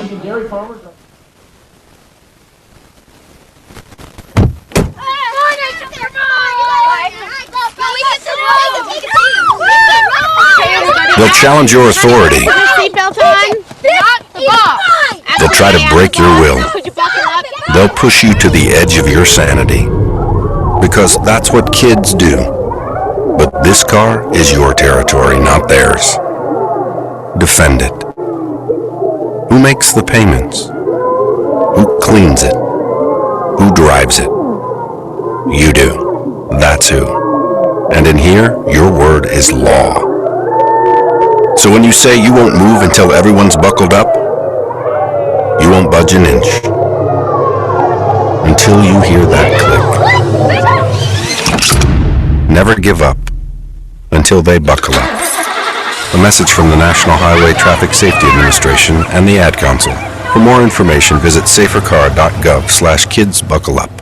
Allison is perfect. I mean, she'd never tell you that. She's humble and perfect. She likes everyone. She even likes her untidy roommate's weird guinea pig. Allison, wait, are you texting and driving? Allison, no, that's the exact opposite of what I was just saying about you. Why, Allison, why? Texting and driving makes good people look bad. Visit StopTextStopWrecks.org, brought to you by the National Highway Traffic Safety Administration and the Ad Council. Top of the sixth, Michigan trails Central Michigan 2-1 here at Thynesen Stadium in Mount Pleasant, Michigan, on the campus of Central Michigan. Cam Brown out there for his third inning of work after replacing Dazon Cole, leading off the inning for the Maize and Blue, Jake Bivens, who's 0 for 2. And now behind 0-1 as he fouls this one off his lead foot and shakes that one off. 0-2. And still just one hit in the game for the Wolverines. This game has progressed along nicely, but with a complete lack of offense. Really the only flourish on the game was Robinson's 2-run home run back in the first for the Chippewas. Michigan scratched one across in the top of the fourth on the sac fly for Poirier.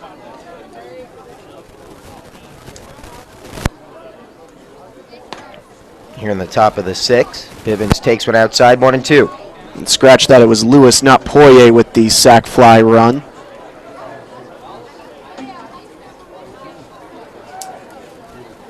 Michigan looking for just their second hit of the game. Bivens lays off one high to even the count at 2.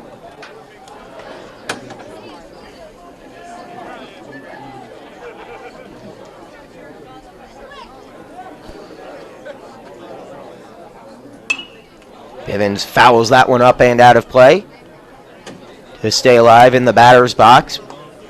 Really, the past couple of games, though, Michigan's bats have really struggled, including that series against Ohio State. They've been held to just 4 runs in their last 2 games. Good pitching has allowed them to beat Central yesterday.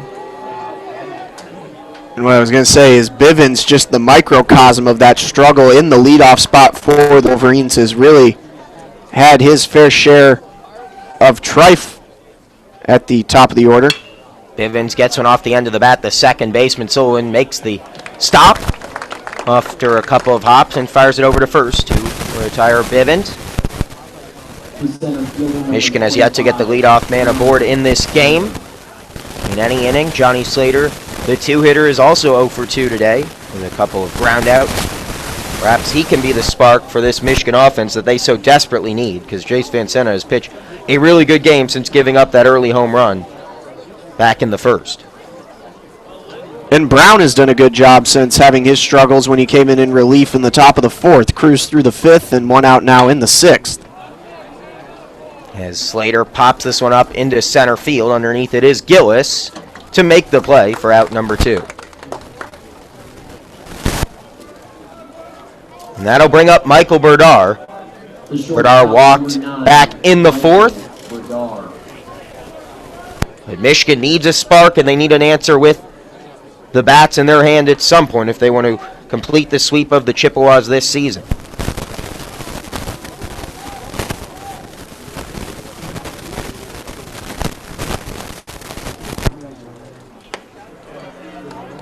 The first pitch to Berdar, this at-bat, is in there for a called strike. Cam Brown really settling down after giving up the Wolverines, giving them their 1 run back in the fourth. This one popped up and over the netting behind home plate near us in the press box.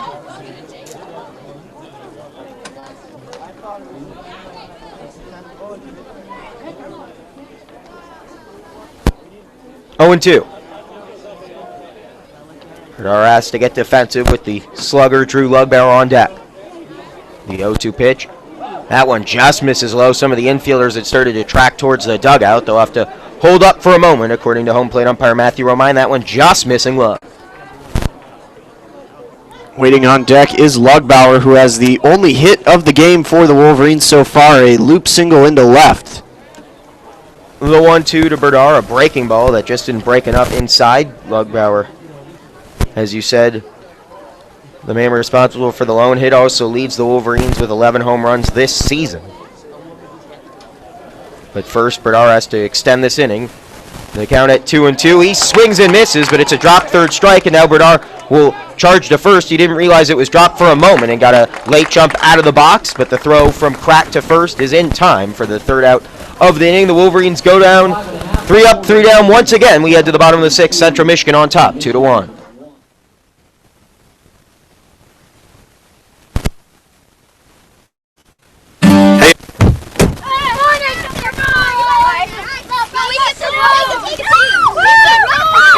They'll challenge your authority. They'll try to break your will. They'll push you to the edge of your sanity. Because that's what kids do. But this car is your territory, not theirs. Defend it. Who makes the payments? Who cleans it? Who drives it? You do. That's who. And in here, your word is law. So when you say you won't move until everyone's buckled up, you won't budge an inch. Until you hear that click. Never give up until they buckle up. A message from the National Highway Traffic Safety Administration and the Ad Council. For more information, visit safercar.gov/kidsbuckleup. I rescued Toast from a shelter in 2011. I love Toast because she's a lazy diva. Toast does whatever she wants, obviously. She's sleeping right now. She's so loving. She's so comforting. When I walked into the shelter, I knew right then that she was special. Toast, Instagram star and shelter pet. Amazing adoption stories start in shelters. Start yours today. Visit theshelterpetproject.org to find a pet near you. Brought to you by Maddie's Fund, the Humane Society of the United States, and the Ad Council.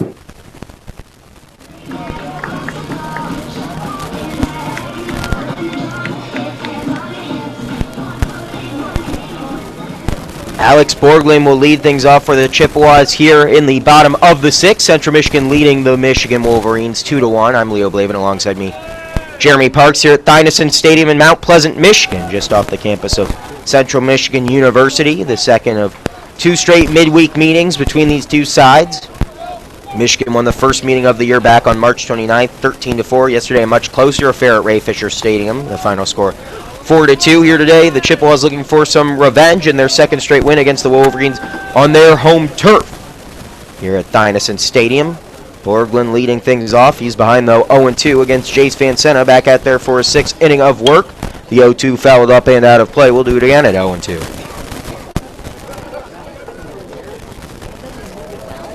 Action continues in the bullpen for the Wolverines, but as long as Van Senna keeps this one close at 2-1 and he continues to feel comfortable, I think he'll go at least another inning here. After it seemed all but assured that he would leave after the 4th. The 0-2 sent back up the middle. Van Senna makes the play between his legs. Had to get defensive with that one near the family jewels, if you will. But he used his glove for protection and also makes the catch with it as well for the first out of the inning. The second baseman, A little bit of a web gem there later on in the game from Jace Van Senna. I thought that was going to get through his legs and he just knocked it down, but somehow managed to come up with it in the glove for the first out of the inning. A great play by Jace Van Senna to help out his own cause and prevent an almost certain base hit if it gets by him. 1 out in the inning for Jason Sullivan, who pops one up and out of play into the Michigan bullpen.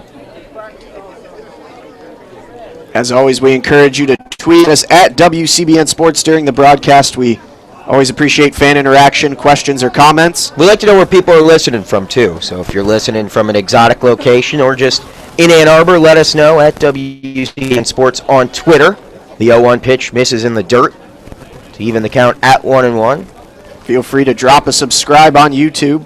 YouTube WCBN Sports. Catch all of our calls of Michigan action. We'll have baseball all the way down the line, softball as well at Alumni Field. The 1-1 popped up. This one tracking foul, and it will indeed get out of play along the left field line.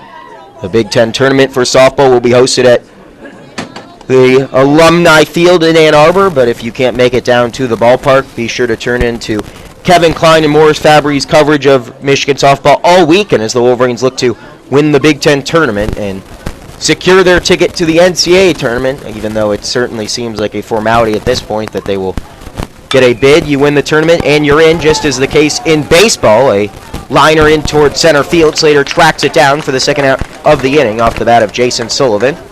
2 gone here in the bottom of the 6th. The speedy Slater in center definitely covers a lot of ground. And a little bit better in the communication game, too. We saw some confusion between Slater and Bullock in right earlier on in the game. Bullock giving way to Slater with much more ease on that play for the second out of the inning. Daniel Robinson, who had a 2-run home run in the first. He's responsible for the Chippewas' 2-1 lead right now. With 2 outs in the inning, he comes back to the plate. He walked his last time up, and he is ahead 1-0 after that one misses outside. The curveball never curved enough towards the plate out of the hand of Jace Van Senna, who, after giving up that 2-run home run and 2 hits in the first, has given up just 1 hit since. The count now even at 1-1 as Robinson fell to a knee to chase that one low and outside.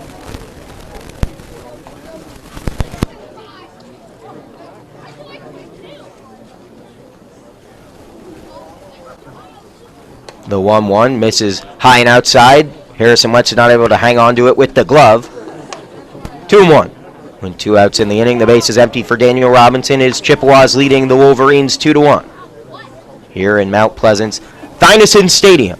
I believe the only Chippewa in the lineup yet to record an out on the game is Robinson. The 2-1 misses inside, 3-1.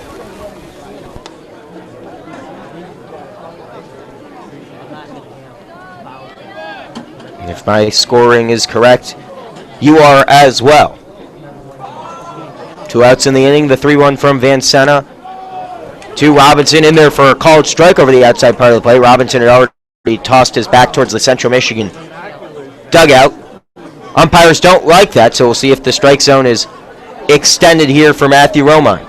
Scoreboard also showed ball 4 and a quick reset back to full. It was a close pitch, but new life for Jace Van Senna to get the last out of the inning here. The payoff pitch. And that one misses high and outside, a no-doubter for ball 4. Keeps the inning alive. Daniel Robinson, 2 straight walks after a 2-run home run. And as you said, has yet to record an out in this game. That brings up Daniel Jipping, who's 0 for 2 today, but the inning kept alive by Robinson's walk there.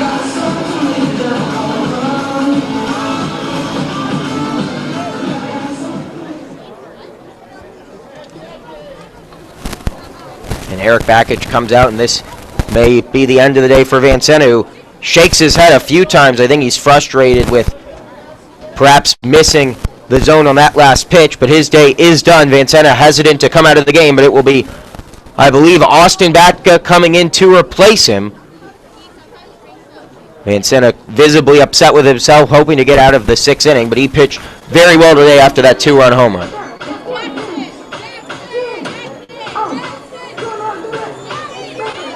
And trotting out now for the Wolverines is not Batka, it's Kaufman actually. Number 37 coming into the game for the Maize and Blue.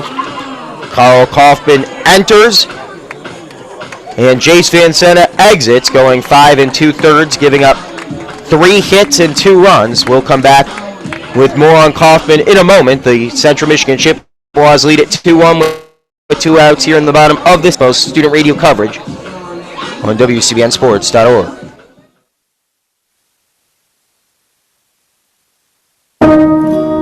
When I was little, I didn't talk for a long time. I liked things to always be the same. Anything new or different would scare and upset me. I was very sensitive to lights and sounds. It was almost like I had bigger eyes and ears than everyone else. So I built secret hiding places where nothing could get in. I didn't like looking people in the eye. It made me feel uncomfortable. I'd throw big tantrums over little things like when my socks didn't match. Sometimes I'd do the same things over and over. Until one day, I found out I had autism. My family got me help. Slowly, I learned how to live with it better. You can see signs of autism in children as young as 18 months. Early intervention can make this. Learn the signs at autismspeaks.org/signs. Brought to you by Autism Speaks and the Ad Council. As an 18-year-old, I let my mistakes kind of take over my life. I was 0.5 credit in high school and I didn't do it. 10 years later, at age 28, Jackie finished her high school diploma. When I found out that I was pregnant, I know that I had to do something for myself if I wanted to make her a better person and provide a better life for her. My family never stopped pushing for me to be better because they knew what I could become and who I could become as a person. My support team is amazing.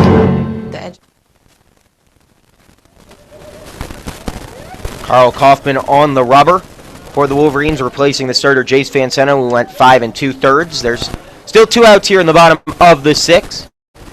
A runner at first base in the form of Daniel Robinson, who just walked. And now Daniel Jipping coming to the plate. The first pitch he faces is outside. Kaufman, the true freshman out of Bloomfield Hills, Brother Rice High School. So far this season, a 1.74 ERA. Has thrown 10 1/3. Has given up 6 hits in that time frame. Limited action, but has been good as of late. The 1-0 misses outside, 2-0. Not the start you would hope for if you're Eric Bakich out of the bullpen going with Kaufman.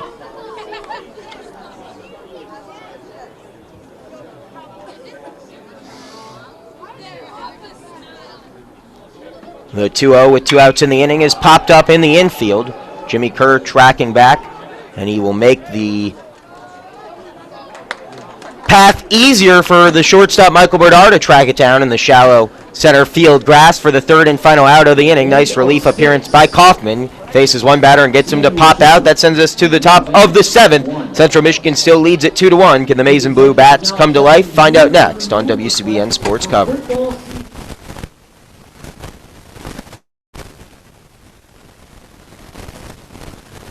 Listen, my life changed because someone was there to get me to use drugs. No one can understand.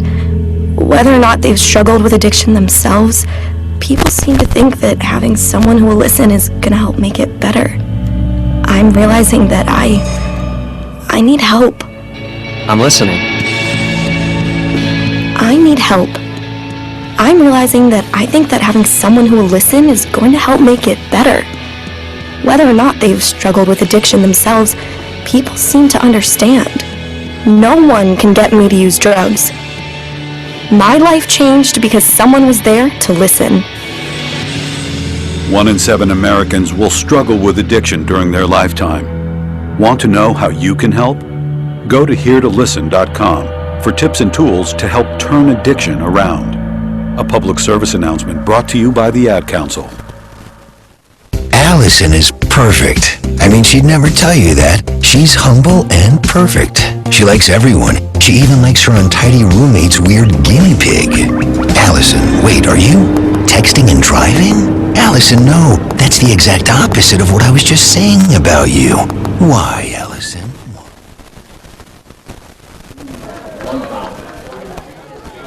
Welcome back to Thynesen Stadium here in Mount Pleasant, Michigan. Central Michigan on top of the Michigan Wolverines 2-1 as we start the top of the 7th. The hard-hitting Drew Lugbauer at the plate, where he is 1 for 2 today with a base hit back in the 4th. Here he leads things off in the 7th. Once again, Cam Brown out there for his 4th inning of work after replacing the starter Dazon Cole, who left the Wolverines hitless. Drew Lugbauer has his 2nd straight hit. This is into the right field corner just over the diving Stakowski at first, and that's going to allow Lugbauer to get into 2nd, standing up for a leadoff double here to start the 7th, just what the Wolverines needed to come back in this game. Only 2 hits of the game for the Wolverines, both coming off the bat of Lugbauer. He singled into left back in the 4th, and now a hard hit shot right down the chalk line on first. Doesn't have a lot of speed, but boy, labored himself over to 2nd base and got in standing up, if that tells you just how far back into that right corner that shot got. By the time Robinson, the right fielder, had picked it up, Lugbauer had made up his mind that he was headed for extra bases and does so successfully standing up, and that brings up Miles Lewis with the tying run at 2nd base here in the top of the 7th. And we'll see how long the leash is for Cam Brown. No activity to speak of at the moment in the Central Michigan bullpen. Still no outs here in the top of the 7th. Lugbauer tracks back. Lewis shows bunt and fouls it off towards the Central Michigan dugout. prime scoring opportunity for the Wolverines with the leadoff double to try and get this game back to even. They've been trailing ever since the bottom of the first when Robinson took one deep for two over the right field fence. And now the catcher, Evan Kratt, comes out of his crouch and gives some signals to the infield. The corner infielders remain in with the second baseman, Sullivan, and Borglund, the shortstop, both hovering around second base to try to hold Lugbauer relatively close to that bag. After Lewis fouled off his first bunt attempt, he readies to face the 0-1 pitch from Brown.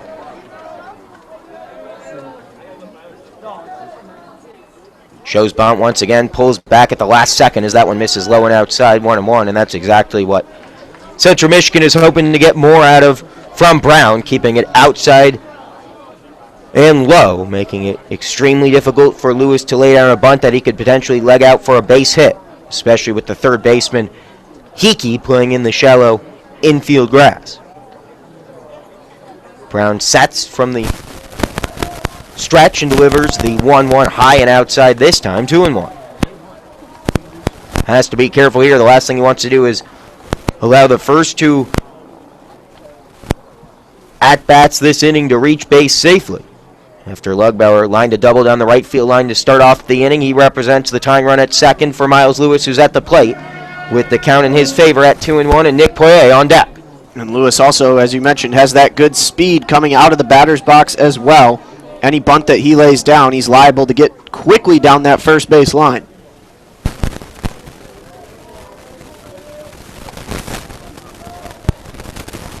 The 2-1 pitch. Once again, Lewis pulls back the bunt attempt. It's inside, and it's 3-1.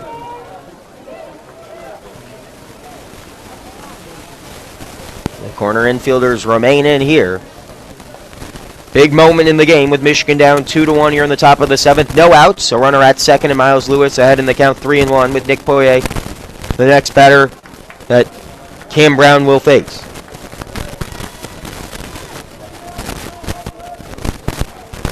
The 3-1. Lewis was ready to swing the bat there. He doesn't have to. It misses low in the dirt, and now runners aboard at first and second to start this inning with the designated hitter Nick Poirier coming to the plate where he's 0 for 2 so far today. And this is the biggest moment of the game for the Maize and Blue, looking to tie things up with one swing of the bat from the sophomore, who's in a good spot with no outs in the inning. Would you be surprised at all to see Eric Bakich call for some small ball here and perhaps a bunt be laid down by Poirier to advance the tying run to second? Not at all, and he already tried to do it with Lewis in the last at-bat to minimal success, but Lewis still able to get the free bag over at first. Continue to try and force Brown to keep that ball low and outside, and he'll start to show his control issues. First pitch of this at-bat to Poirier. He shows bunt and lays it down successfully. The third baseman, hard charging, fires it over to third, and they get the lead runner. Hickey charged in and got it off the turf, and then Borglund, the shortstop, had covered third base, and Lugbauer is thrown out, the force out. A great heads-up play, solid fundamental defense shown by the Chippewas there. Poirier reaches first safely, but it's the same position we were in a moment ago, just with one out against the Wolverines here for Jimmy Kerr. And it's a tough job, too, with the not speedy Lugbauer standing on second. He would have needed a good jump, and that bunt would have needed to stay closer to the middle or edging towards that first base line to try and keep it away from the easy play, but Lugbauer unable to leg it out. He was out by a good 3 or 4 steps on the bag at third. Still a prime scoring opportunity for the Wolverines with just one out in the inning, and now a mound visit for the Chippewas, and we will see a pitching change for the Maroon Hats. First time we've seen Steve Jaska, Central Michigan's head coach, out there today, and we'll have a new pitcher, Braxton Markell, who pitched a couple of innings against the Wolverines yesterday. He'll get some more action today. That'll give us a chance to take pause. Runners at first and second, one out here in the top of the seventh. Michigan trailing 2-1, with the tying run 180 feet away. We'll be back in a moment on the Michigan Baseball Student Radio Network, WCBNsports.org.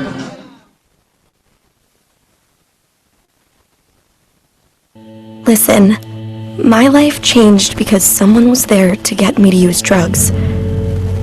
No one can understand. Whether or not they've struggled with addiction themselves, people seem to think that having someone who will listen is gonna help make it better. I'm realizing that I need help. I'm listening. I need help. I'm realizing that I think that having someone who will listen is going to help make it better. Whether or not they've struggled with addiction themselves, people seem to understand. No one can get me to use drugs. My life changed because someone was there to listen. 1 in 7 Americans will struggle with addiction during their lifetime. Want to know how you can help? Go to heretolisten.com for tips and tools to help turn addiction around. A public service announcement brought to you by the Ad Council. When I was little, I didn't talk for a long time. I liked things to always be the same. Anything new or different would scare and upset me. I was very sensitive to lights and sounds. It was almost like I had bigger eyes and ears than everyone else. So I built secret hiding places where nothing could get in. I didn't like looking people in the eye. It made me feel uncomfortable. I'd throw big tantrums over little things like when my socks didn't match. Sometimes I'd do the same things over and over. Until one day, I found out I had autism. My family got me help. Slowly, I learned how to live with it better. You can see signs of autism in children as young as 18 months. Early intervention can make a lifetime of difference.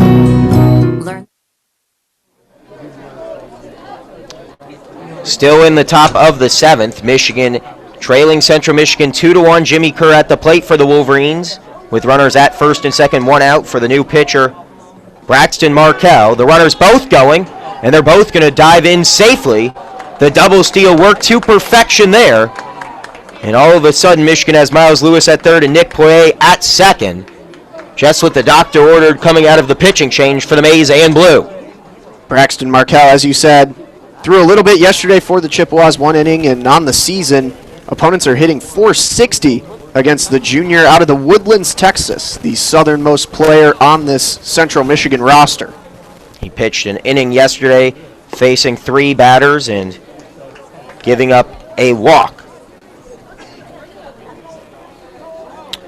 The count 2-0 to Jimmy Kerr, who's 0 for 2 today. As Markell struggling to locate the strike zone right now in a tough spot with the tying run at second base, or the tying run at third base, rather, the leading run at second. Kerr puts a charge into this one, but it's off the end of the bat and fouled out of play. This is Markell's 11th appearance in relief for the Chippewas this season. Has pitched 11 full innings, has given up 23 hits in 11 innings. The stat line would bode well here for the Wolverines, and Jimmy Kerr at the plate to finally try and bring this game back to 2 apiece, if not more, with Poirier standing on second as well.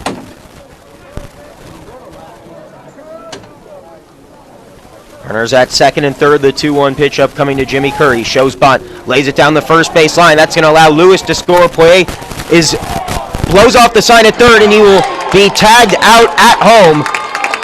And that will end the inning. Nick Schnabel, the third base coach, had the stop sign held up, but Nick Poirier remained aggressive and ignored the sign he's thrown out at home, and that ends the inning for the Wolverines, but not before they tie things up. We head to the bottom of the 7th at stretch time here at Mount Pleasant. 2-2 the score.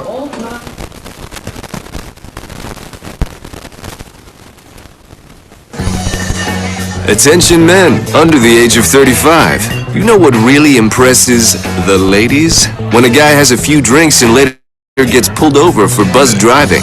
That could cost you around $10,000 in fines, legal fees, and increased insurance rates. There goes let's grab dinner and a movie. Oh, I know. You drive more carefully when you're buzzed. You've proven that hundreds of times. A woman admires that kind of confidence. And you've practiced how to speak if a cop does pull you over. Slowly, clearly, and politely, like, "Good evening, officer." A woman admires that kind of foresight. And what woman doesn't find it adorable that you call it buzzed even though the law calls it drunk? You could kiss $10,000 goodbye, along with any chance of having a girlfriend. Because nothing says, "I'm a catch," more than a guy who lives in his parents' basement and calls it my place. Buzzed, busted, and broke. Because buzz driving is drunk driving. A message from the National Highway Traffic Safety Administration and the Ad Council. Keyboard Cat, Hamilton the Pug, and Toast Meets World. These are some of the internet's most beloved pets. and they all have one thing in common. Their stories started in a shelter. Start your story. Adopt a dog or cat today. Visit theshelterpetproject.org to find a pet near you. Training that pet to play the keyboard, that's optional. Start a story. Adopt a shelter or rescue pet today. Brought to you by Maddie's Fund, the Humane Society of the United States, and the Ad Council. Carl Kaufman back out there after stretch time here at Thynesen Stadium in Mount Pleasant, Michigan, on the campus of Central Michigan University, where the Chippewas and the Michigan Wolverines are deadlocked at 2 apiece. The Wolverines plate the tying run in the top half of the inning, but a base running mistake by Nick Poirier, who blew off Nick Schnabel, the third base coach's signal, and decided to head for home despite better advice, was thrown out to prevent the leading run from being plated by the Maize and Blue. So we have a tie game for Evan Kratt to start off the bottom of the 7th. Kaufman came in relief in the bottom of the 6th, got 1 out to end it back here in the 7th. Wolverines still with just 3 hits, but Central Michigan's bats have been kept equally at bay after a 2-run home run back in the 1st. The Chippewas have been silent. This grounder to the second baseman Kerr over to first after 1 hop off the dirt to retire the first batter Kaufman's faced this inning. The designated hitter, number 23. Carl Kaufman got his first collegiate victory earlier on this season.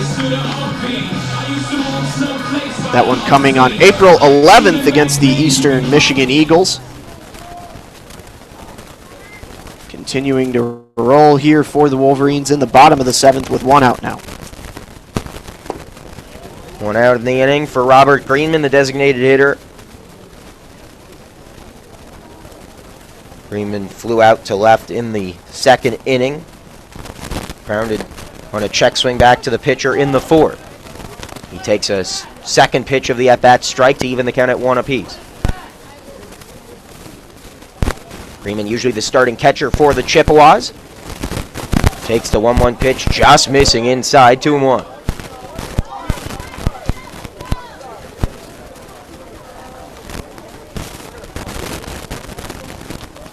One out in the inning, the 2-1.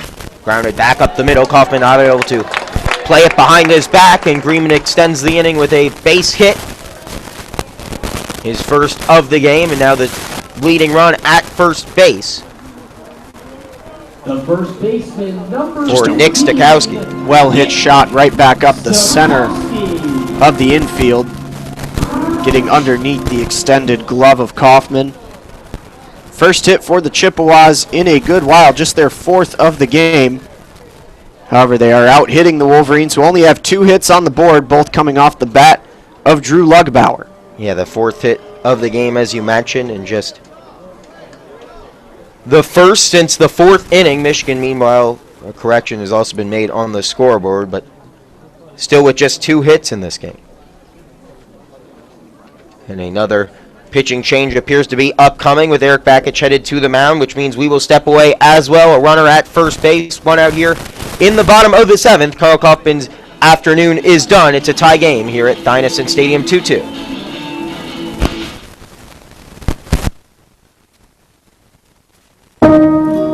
When I was little, I didn't talk for a long time. I liked things to always be the same. Anything new or different would scare and upset me. I was very sensitive to lights and sounds. It was almost like I had bigger eyes and ears than everyone else. So I built secret hiding places where nothing could get in. I didn't like looking people in the eye. It made me feel uncomfortable. I'd throw big tantrums over little things like when my socks didn't match.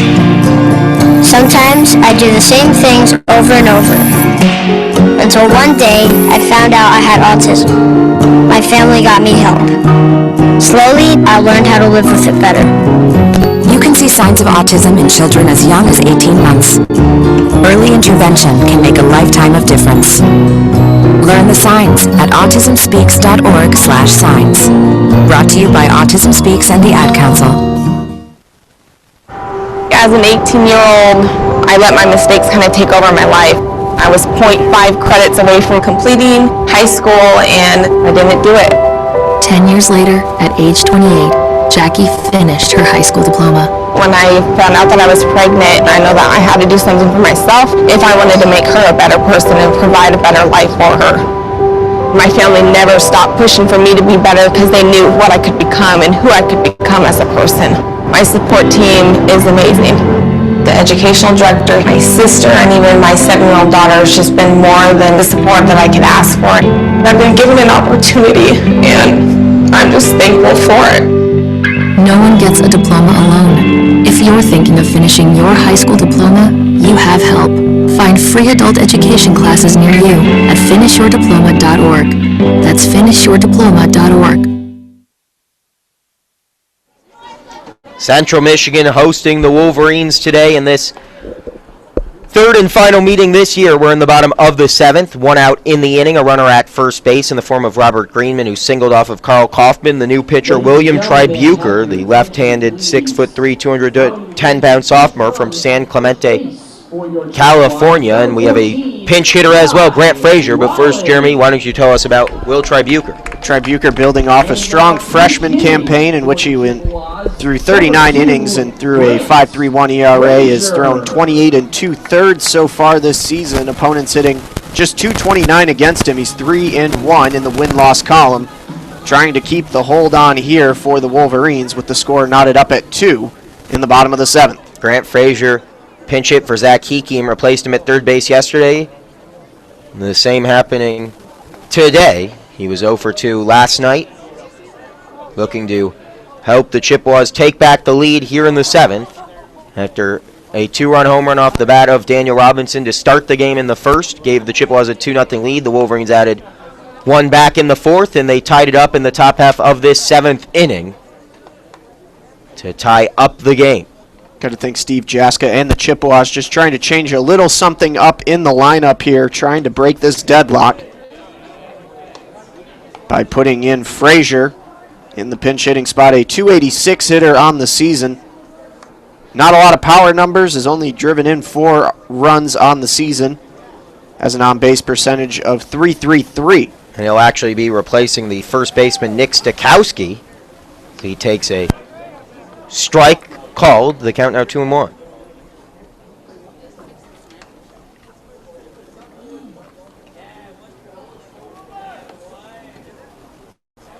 The freshman Frazier, a utility player.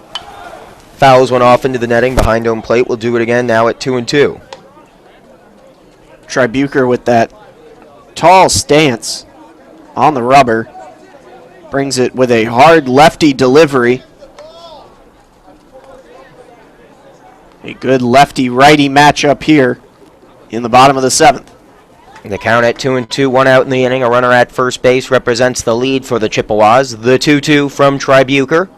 The lefty delivers. Swung on and missed. Will Tribuker gets a big strikeout out of the bullpen. There are 2 away here in the 7th. Burned him with the fastball, and Frazier unable to catch up with that one. He goes down swinging, and that brings up the third baseman, freshman Zach Hickey. Baseman number 3, Hickey walked back in the 5th after grounding out in the 2nd. No shift to be had on Hickey this time with the runner standing on first. He was issued a 4-pitch walk by the previous Michigan pitcher Carl Kaufman. Back in the 5th, takes a big cut and a bigger miss here, but still the third baseman and first baseman.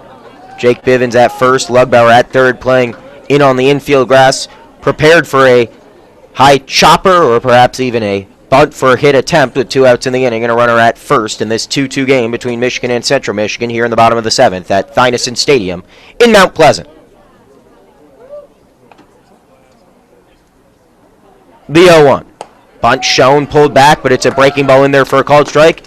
And now Thynesen has to, or rather, Hickey has to make up his decision. Does he try to attempt the bunt with the count 0-2?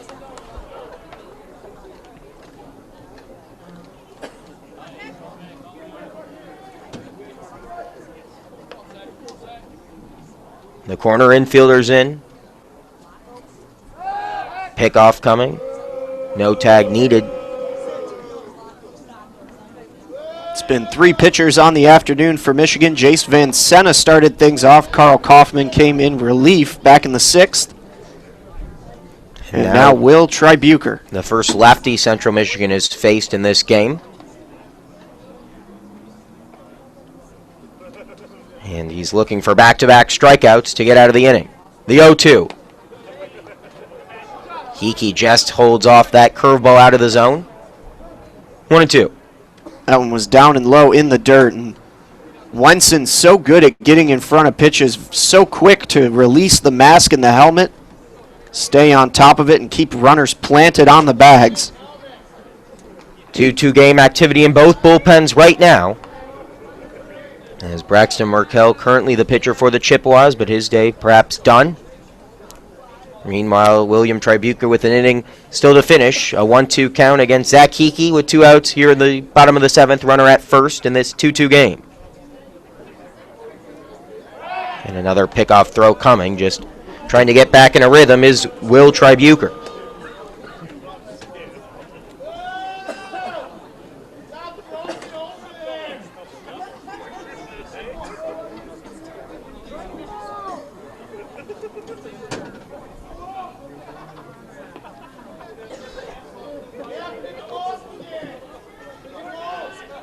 The 1-2. Outside part of the play, called strike 3. Hickey disagrees, but his decision doesn't matter. It's the home plate umpire, Matthew Romine, who rings him up. Back-to-back strikeouts sends us to the top of the 8th, 2-2 between Michigan and Central on WCBNsports.org.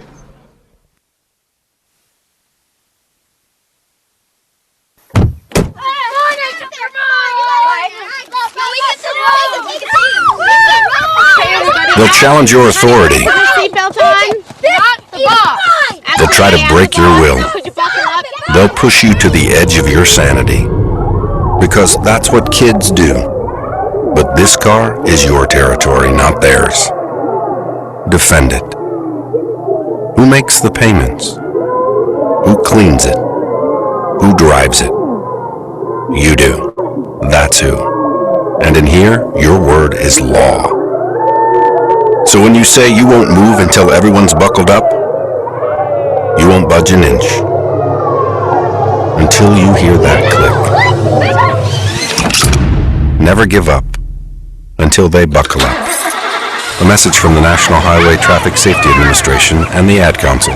For more information, visit safercar.gov/kidsbuckleup. I rescued Toast from a shelter in 2011. I love Toast because she's a lazy diva. Toast does whatever she wants, obviously. She's sleeping right now.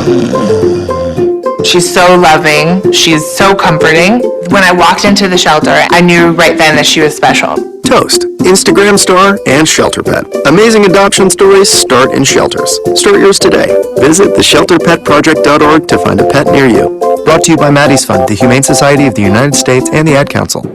WWE superstar Alberto Del Rio. Take 1. Behold the angry giant. Try it again, Alberto. Behold the angry giant. Perfect. Good luck tonight.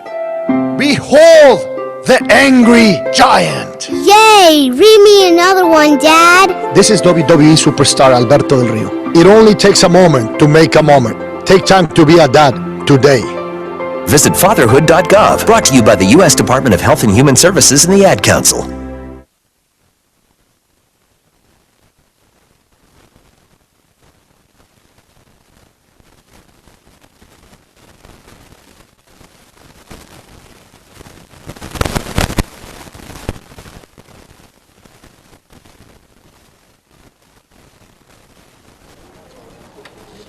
Two-two, the score between Michigan and Central Michigan. New pitcher for the Chippewas here to start the 8th inning. Jordan Grosjean for the Chippewas, the right-handed pitcher by way of Oregon, Ohio, the 227-pound, 6'4" senior righty. Gets ready to face off against the leadoff man this inning for the Maize and Blue, that being a pinch hitter. Jonathan Engelman, the usual right fielder, has replaced Christian Bullock, who started the game in right.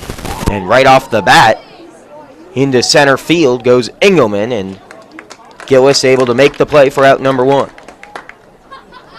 And Grosjean a 6.52 ERA. This is his 15th relief appearance for the Chippewas this season. He had one start, good for 29 total innings of work. Opponents hitting .390 off the righty out of, as you said, Oregon, Ohio. That brings up the catcher Harrison Wenson, who's 0 for 1 with a walk back in the third inning. Michigan needs one more run to take the lead. They've got just 2 hits so far.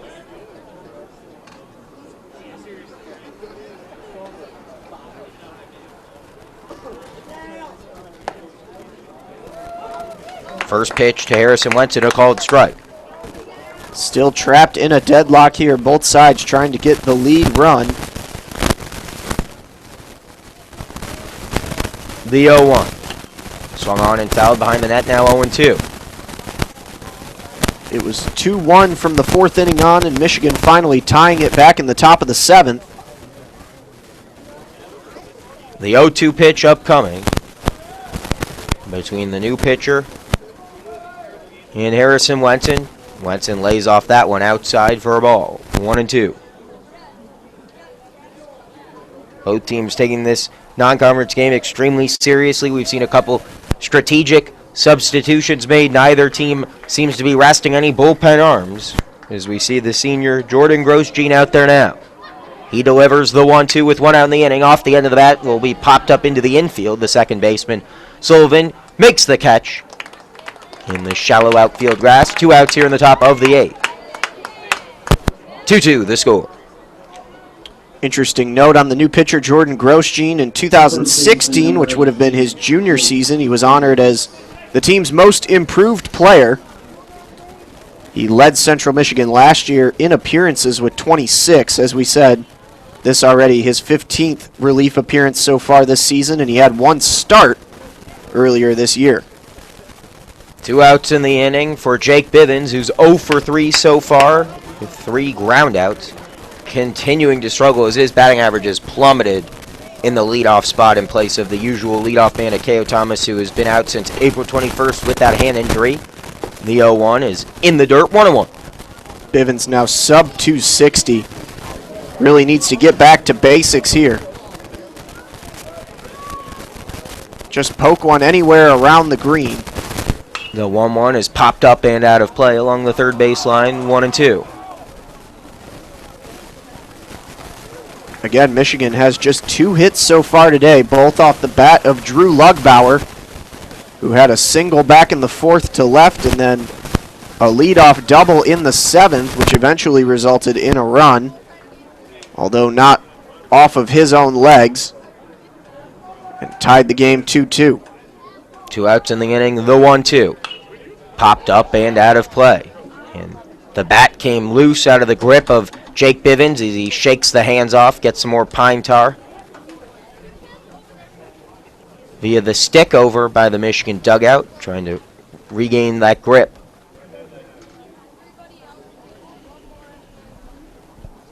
Now he'll readjust the batting gloves and get back in the batter's box. A little delay here for the pitcher, Grosjean.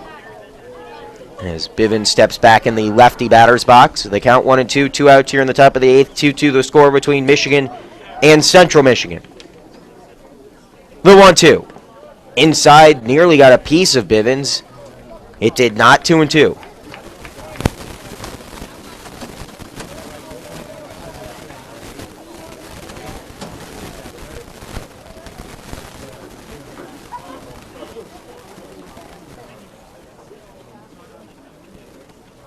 That one misses outside to run the count full with 2 outs in the inning and Johnny Slater on deck. Good extended at bat here from Bivens. Would do well to get a free bag. And he's been good at it. 29 walks in the year and an improbable 19 hit by pitches so far this year. With 2 outs in the inning, the payoff pitch is fouled up and out of play along the left field line. We'll do it again at 3-2. Good job of protecting the plate. And when you're in a slump, as Bivens is, the best thing you can do is get on base by any means necessary. Try and build some of that confidence back. The eye is still there. Just needs to bring the bat around with. 2 outs in the inning, the count full, the base is empty. 2-2 the score, the payoff pitch. in the dirt, and Jake Bivens does it again. He walks for the 30th time this year to extend the inning for Johnny Slater with 2 away here in the top of the 8th of this 2-2 game. Center fielder number 25, Johnny Slater. And in the back of your mind, you know that Drew Lugbauer is sitting in the hole in the 4 spot behind Slater and Berdar, who is in the on-deck circle. Slater 0 for 3 today. But a chance to change the complexion of this game with one swing of the bat. The senior from Southfield, Michigan shows bunt and pulls back immediately, trying to bunt for a base hit. But the third baseman, Hickey, was hard charging.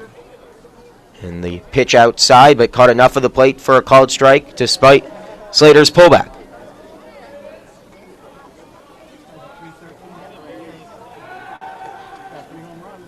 A pick off, Bivens dives back safely.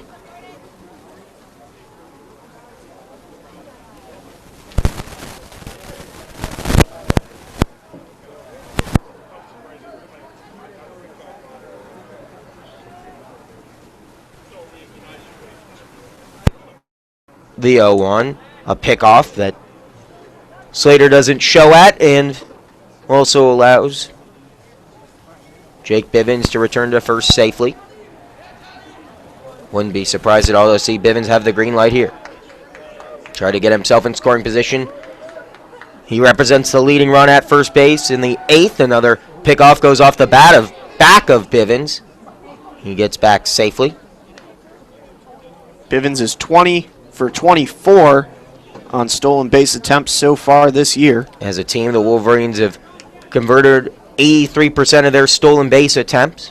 One of the best base stealing teams in the nation, certainly the best in the Big Ten. The count remains 1-1 to Johnny Slater. That one misses low. Slater lays off of it, and once again, Bivens tracks back to first base. Trying to time his takeoff just a little bit better. Had a very healthy secondary lead. However, held up and trotted back to the bag at first. 2-1 the count, 2 outs in the inning, another pickoff coming. As this game starts to drag on, we had a very quick pace throughout this game, but it's starting to slow down as the intensity builds up here in the 8th inning. Tie game between Michigan and Central Michigan. The 2-1 to Slater, swung on and missed, 2-2 with 2 away. And a runner at first base in the form of Jake Bivens, who represents the leading run.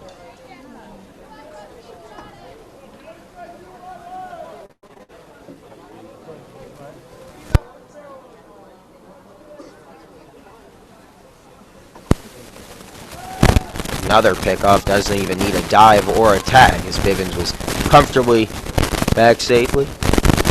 Grosjean doing his due diligence, keeping an eye on Bivens at first, to the detriment of the fans.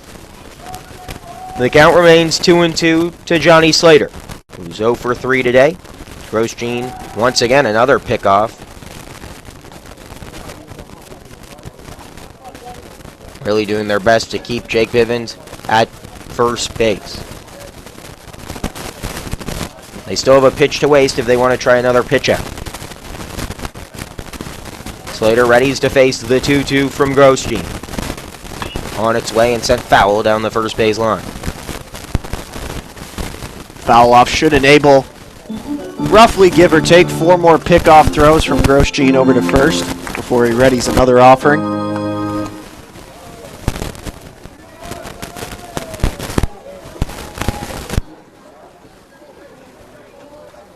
Two outs in the inning. The count 2-2 to Johnny Slater. Grosjean from the stretch delivers and misses outside to run the count full with Jake Bivens at first. Will now be gone on the pitch. Slater trying to extend the inning with 2 outs, trying to break the 2-2 tie in the top of the 8th.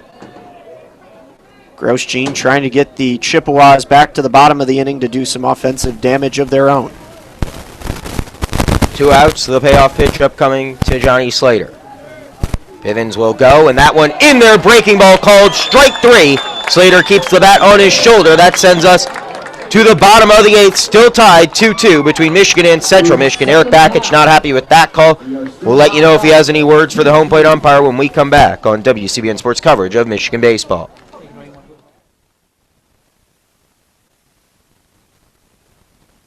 WWE superstar Alberto Del Rio. Take 1. Behold the angry giant. Try it again, Alberto. Behold the angry giant. Perfect. Good luck tonight. Behold the angry giant. Yay! Read me another one, Dad. This is WWE superstar Alberto Del Rio. It only takes a moment to make a moment. Take time to be a dad today. Visit fatherhood.gov, brought to you by the U.S. Department of Health and Human Services and the Ad Council. WWE superstar Alberto Del Rio. Take 1. Behold the angry giant. Try it again, Alberto.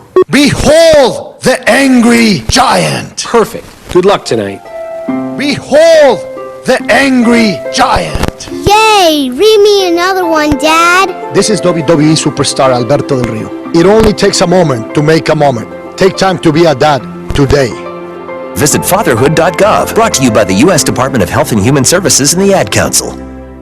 Hey y'all, I'm Blake Shelton. I love that country music connects people all over this great nation, but unfortunately so does something else, childhood hunger. 15 million children struggle with hunger in America. That's why the Feeding America nationwide network of food banks works to rescue our surplus food to help provide billions of meals to families in need across the country. Join the fight against hunger at feedingamerica.org. Together, we can solve hunger. Together, we're feeding America. Brought to you by Feeding America and the Ad Council. I'm more resourceful than I thought. My suit can still make an impression. My video games are still game changers. Bottom 8 here at Thynesen Stadium in Mount Pleasant, Michigan. Central Michigan and Michigan deadlocked at 2. For Zach Gillis, his third plate appearance on the afternoon, he's 0 for 2. William Tribuker remains out there for the Maize and Blue and spikes a pitch in the dirt after getting a first pitch strike to even the count at 1-1.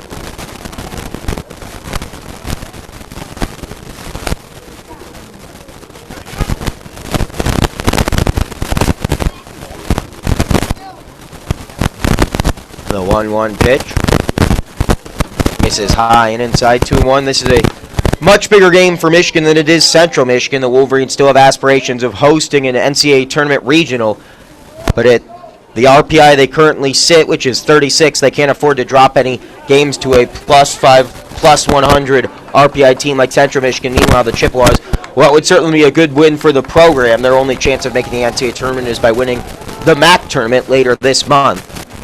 But both teams today playing to win. The 3-1. In the back of Gillis, he gave a long look towards William Tribuker and then begins to trot over to first. Some intensity heating up here as some of the Central Michigan players in the dugout urging on Gillis, who reaches via hit by pitch the leading run at first base here with no outs in the bottom of the 8th. Remember, Tribuker would have been a freshman arm last season when the Wolverines came to Mount Pleasant, in which the Chippewas beamed 5 Wolverines hitters, something that, Leo, you've mentioned a couple times on this broadcast. And I'm not sure in the bottom of the 8th that would have been the intention. I think that one just got away of Tribuker, but certainly the intensity ramping up here between Michigan and Central Michigan, both teams with their entire rosters on the top step of their respective dugouts. A big moment here for Alex Borglund, who's 1 for 3, the first baseman, as a runner at first base. Nobody out here in the bottom of the 8th, a 2-2 game between Central Michigan and Michigan, and Borglund is showing bunt before the pitch is even thrown, then pulls back for an inside pitch for a ball.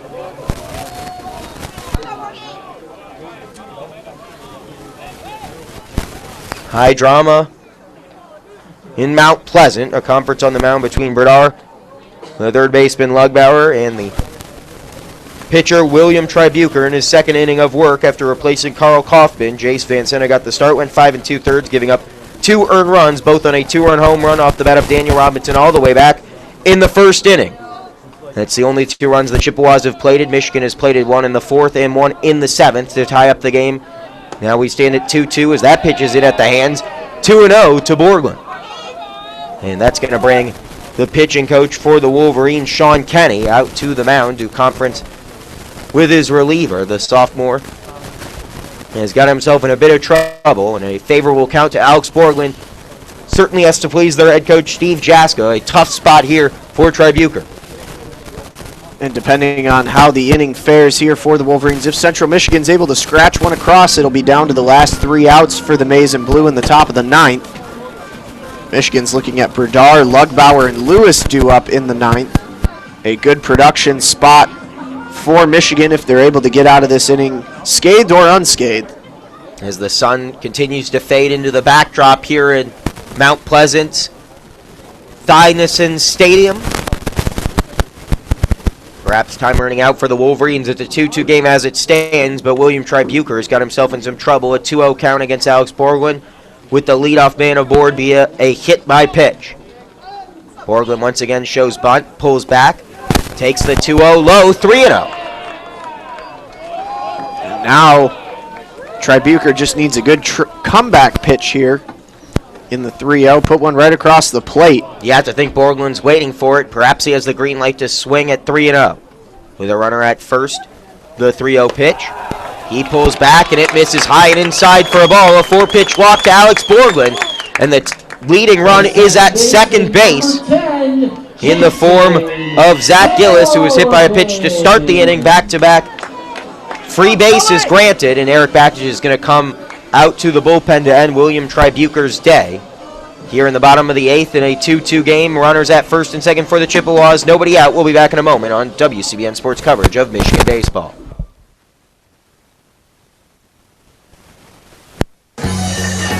Attention men under the age of 35. You know what really impresses the ladies? When a guy has a few drinks and later gets pulled over for buzz driving.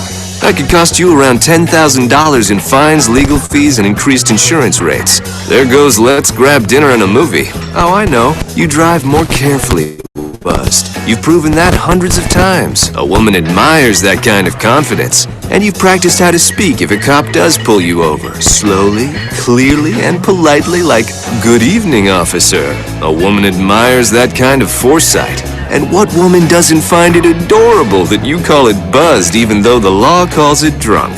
You could kiss $10,000 goodbye, along with any chance of having a girlfriend. Because nothing says, "I'm a catch," more than a guy who lives in his parents' basement and calls it my place. Buzzed, busted, and broke. Because buzz driving is drunk driving. A message from the National Highway Traffic Safety Administration and the Ad Council. Major key alert! Don't ever play yourself. Life is like school. You will be tested, so pass it. Learn the real major keys to getting to college at GetSchooled.com. Stay focused. Now that's a major key alert. Brought to you by Get Schooled and the Ad Council. Me, a cat, moving in with a new human. It took a little getting used to. She has these weird games she likes to play, like this giant feather. She sticks it in my face. I swat it away. She sticks it in my face. I swat it away. It's almost like she thinks I enjoy it. But seeing how much fun she gets out of it, well, I guess it makes it all worth it.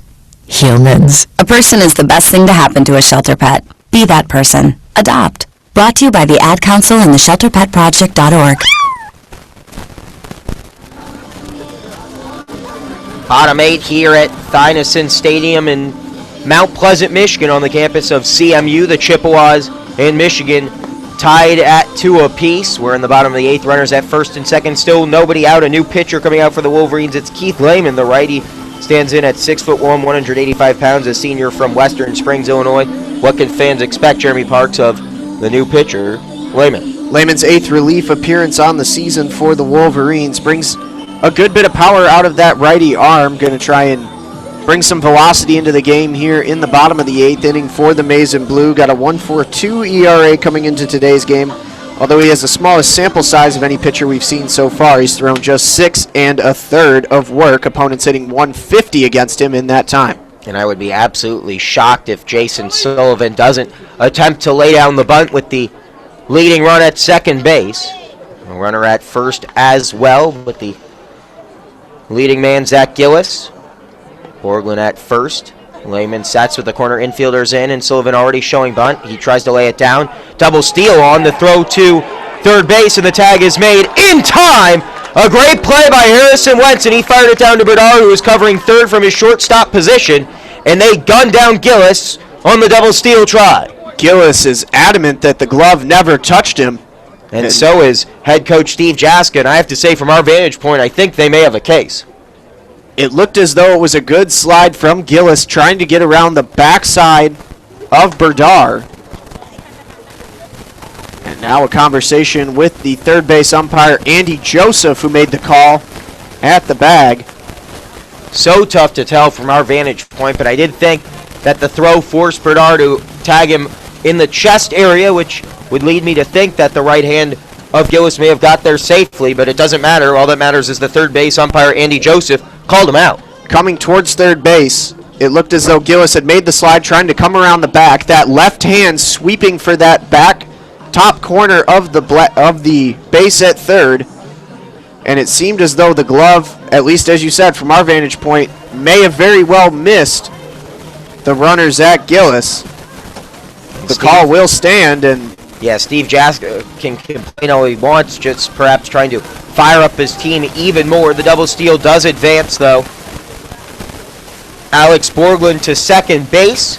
A gutsy win now call from Steve Jaska does not go his way. We saw Michigan execute the double steal to perfection to plate the tying run back in the 7th. Now here in the bottom of the 8th, Central Michigan has the lead runner thrown out, but they still have a runner in scoring position with 1 out. The tying run at second base in the form of Alex Borglund.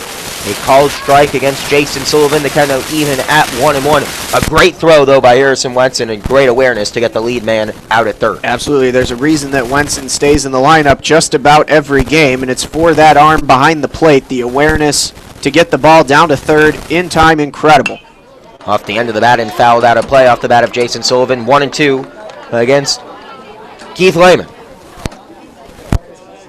And that was a big break for Lehman as well. Obviously not responsible for Gillis, but takes a little bit off knowing that there's one less runner on the pads.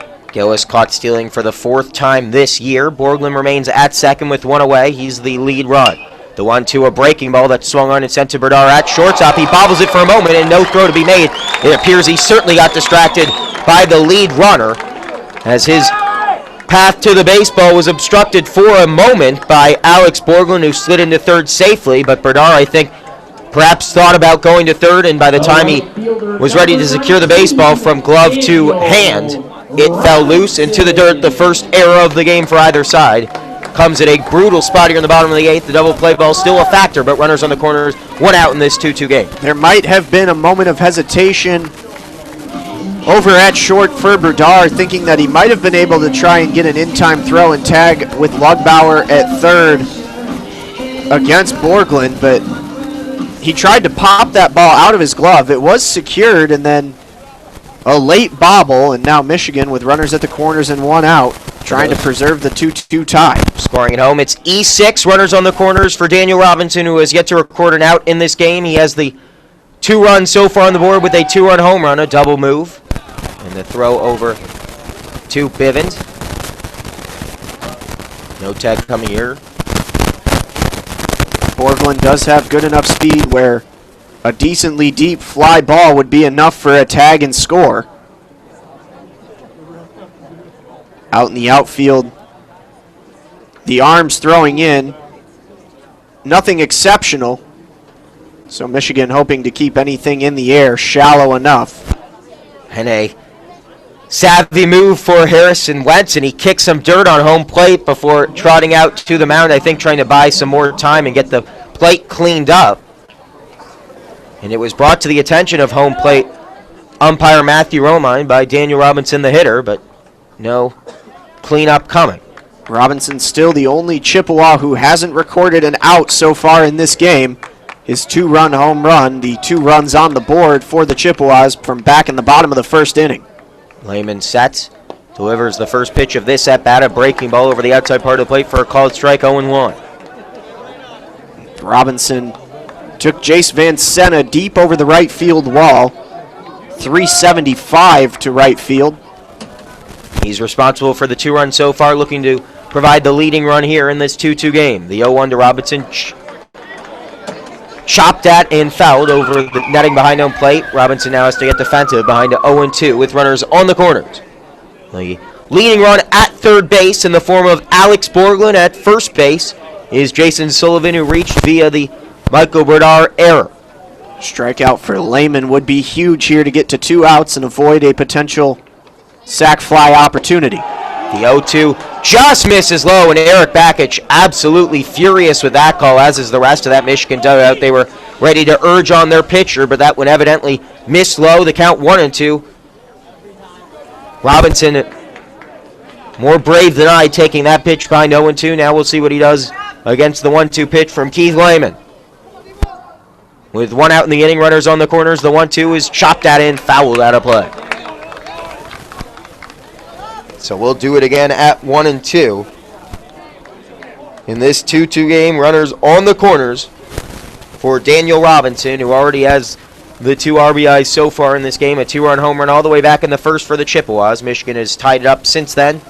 But Robinson has a chance to take the lead once again here in the bottom of the 8th. 1 out in the inning, runners on the corners, the 1-2. Breaking ball, check swing, he went, strike 3. Big strikeout there for Lehman, and now the Chippewas on the verge of stranding 2. He didn't Daniel Jipping coming to the plate. Didn't get the call on the 0-2 count, but that time finally getting a call. Not even an appeal needed. Home plate umpire Matthew Romine making the call himself behind the plate. That Robinson did go around. Might have been a called strike 3 either way had he not swung. It was a great breaking ball, and Robinson seemed to have the gears churning a bit too quickly in his head. Got indecisive in the check swing enough to generate the strikeout call. Now 2 away for Daniel Jipping, who's 0 for 3 on the afternoon. With 2 outs here in the bottom of the 8th, 2-2 the score. Runners still at first and third. With the leading run 90 feet away, that first pitch spiked in the dirt. Wenson's got to be on his toes, and he was there to block that one. Jipping, by far the biggest power threat in the Central Michigan lineup. 10 home runs on the season, 50 RBIs. And a good .402 on base percentage coming into today's game. So despite the fact that he's been 0 for today, still a looming threat with the runner on third. In a tie ball game as we look to head to the 9th with 1 more out. That pitch spiked to Jipping, so the count is 1-0. The lead run is Alex Borglund at third base. He's joined by Jason Sullivan at first base. Infield at normal depth for Daniel Jipping's at bat. The 1-0 from Lehman to Jipping. Curveball outside, 2-0. Jipping just trying to get a grip on the new baseball. And that will bring out pitching coach Sean Kenny once again.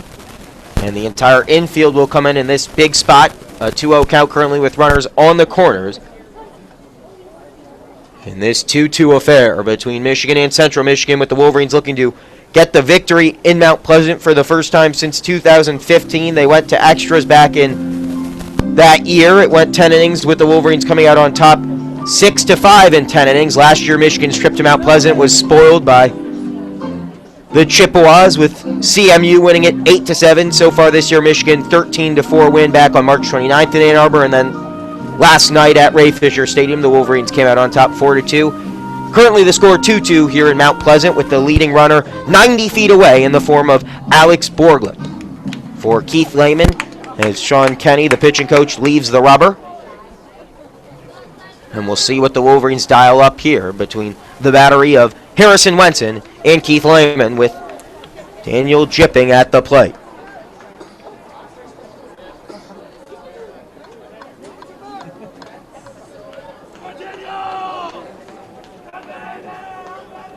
Runners on the corners, 2 outs, the 2-0 from Lehman to Jipping. That one misses low, 3-0. Lehman trying to avoid loading the bases. For Evan Kratt, the sophomore catcher who waits on deck and is 0 for 3. That pitch spiked in the dirt, and that'll walk them loaded. The base is juiced for Evan Kratt. We'll see if Michigan goes to the bullpen before Pratt comes to the plate. In this 2-2 game, the type of moment you dream about as a hitter. The base is loaded, 2 outs But one swing of the bat can give Central Michigan the lead and greatly change the complexion of this game. We'll see if it's Lehman to deliver that pitch, though. Eric Bakich stays put. For the moment, with Jack Bredesen up and getting loose in the bullpen, he appears ready to go at a moment's notice. But it's going to be Lehman's at bat. The first pitch he throws to Kratt, a fastball at the knees for a called strike with the bases loaded. Good comeback pitch after a 4-pitch walk in the previous at-bat to Jipping. The count now at 0-1. 2 outs in the inning, bases loaded, 2-2 the score here in the bottom of the 8th. The Chippewas threatening. Kratt at the plate behind 0-1. Lehman's 0-1. A breaking ball, that one in the dirt. Kratt doesn't chase 1-1. Surprised how disciplined the Chippewas have been in this moment. Late in the game after stranding 5 runners in the 8th and 9th yesterday. They have the bases loaded for the second straight game here in the 8th inning, trying to play to run this time around. The leading run 90 feet away at third base. The 1-1 to Kratt. Breaking ball in there for a called strike, and at some point Kratt's going to have to take the bat off the shoulder in this at-bat, behind 1-2. See how tempting Lehman decides to be here. He has some room to work in a 1-2 count. Doesn't want to get too wild.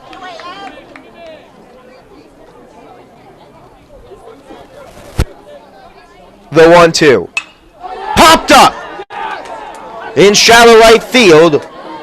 Underneath it is Engelman, and the Chippewas for the second straight time in as many days in the 8th inning. They leave them loaded. We head to the top of the 9th. 2-2 the score. Fabulous work by Keith Lehman. Sends us to the 9th in this tie game here in Mount Pleasant on WCBN Sports coverage of Michigan baseball.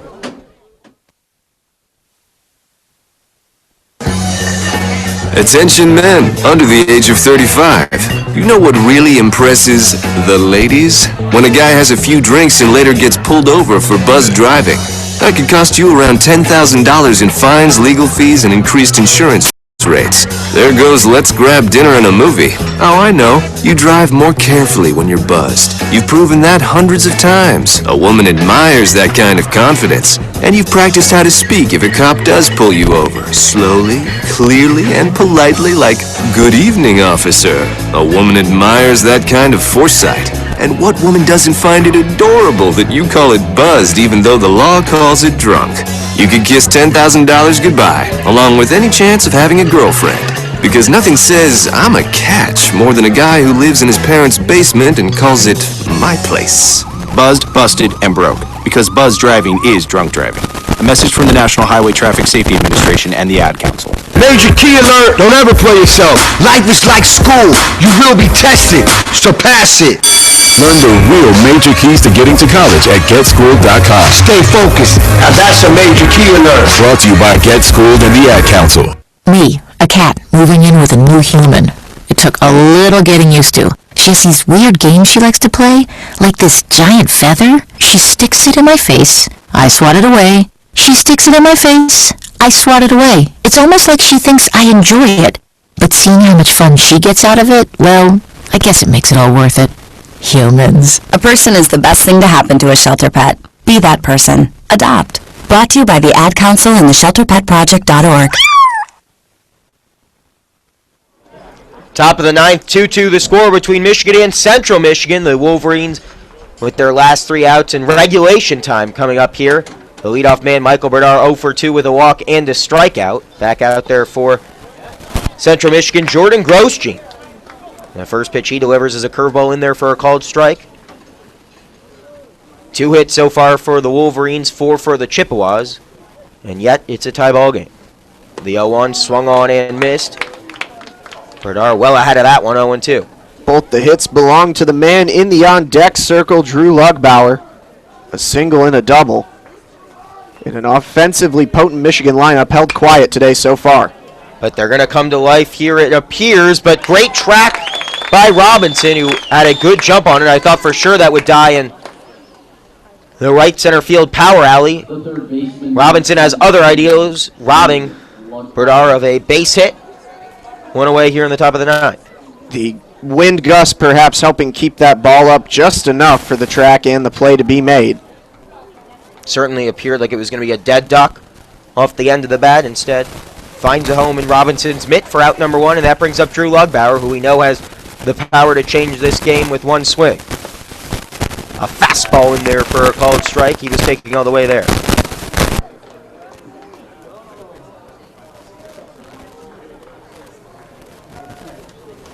Grosjean delivers the 0-1, popped up. Shallow left field, the shortstop, Borglund tracking it down and makes the catch along the left field foul line. 2 away.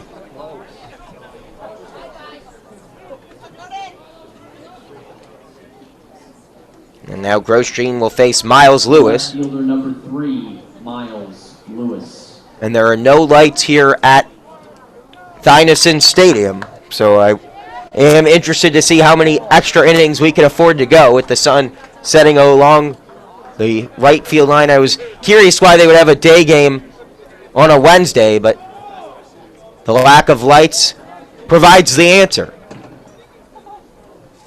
2 outs in the inning. This one a comebacker, and Miles Lewis has a base knock to keep the top of the 9th inning alive for Nick Poirier.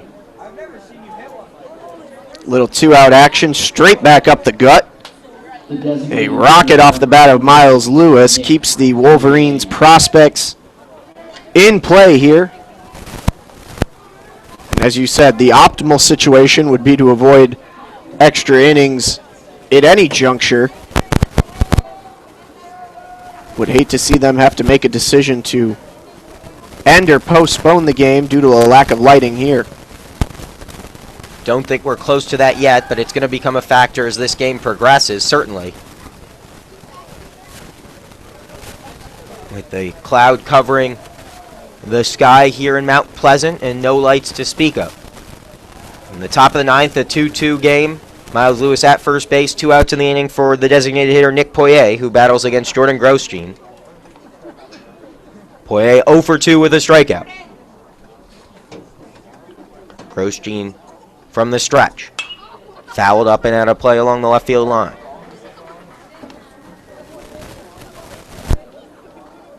Central Michigan's closer, Colton Bradley, the righty, 6'1", 195 pounds from Augusta, Michigan. The junior getting loose in the Central Michigan bullpen. No one getting loose currently for Michigan, so it appears Keith Lehman will go back out there in the 9th if the Wolverines can't take the lead. They've got 1 out left to work with here in the top of the 9th, 2-2 the score. Nick Poirier at the plate behind 0-1 with Miles Lewis at first base. Another foul up along the left field line. Out of play. 0-2.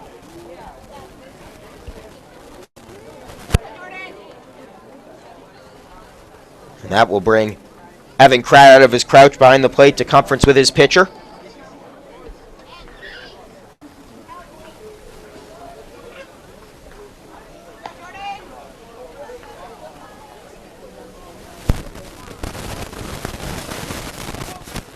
Poirier readies to face the 0-2 pitch. 2 outs here in the top of the 9th. 2-2 the score. 3 hits for the Wolverines, 4 for the Chippewas. Lewis with a hit to keep the inning alive, and Poirier takes a pitch out of the zone to stay alive. 1-2.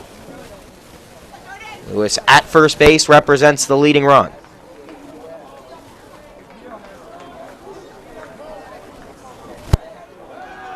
Pickoff, not in time. The Wolverines desperately need to complete this sweep of the Chippewas to keep their hopes of hosting an NCAA tournament regional alive. They've got the lighting and the Chippewas fighting against both those efforts right now. But I would venture to guess we've probably got at least 30 more minutes of baseball before they would have to completely call this one due to darkness. 2 outs in the inning, the 1-2 pitch upcoming from Grosjean to Poirier. He lays off the breaking ball in the dirt for a ball. Good plate presence by Poirier here in an extended at-bat, taking his time. The Wolverines can take a base runner any way they can get it right now. Sunset scheduled for 8:52, but the cloud cover doing us no favors, and I'd be surprised if we can go that long, as this one's fouled up and out of play. 2-2. But you've been living up this far north much longer than I have, so perhaps we've got more time, but it certainly feels like it's getting dark here with the clouds blocking out the sun above Thynesen Stadium. No lighting, an interesting addition to the lack of netting in front of the dugouts.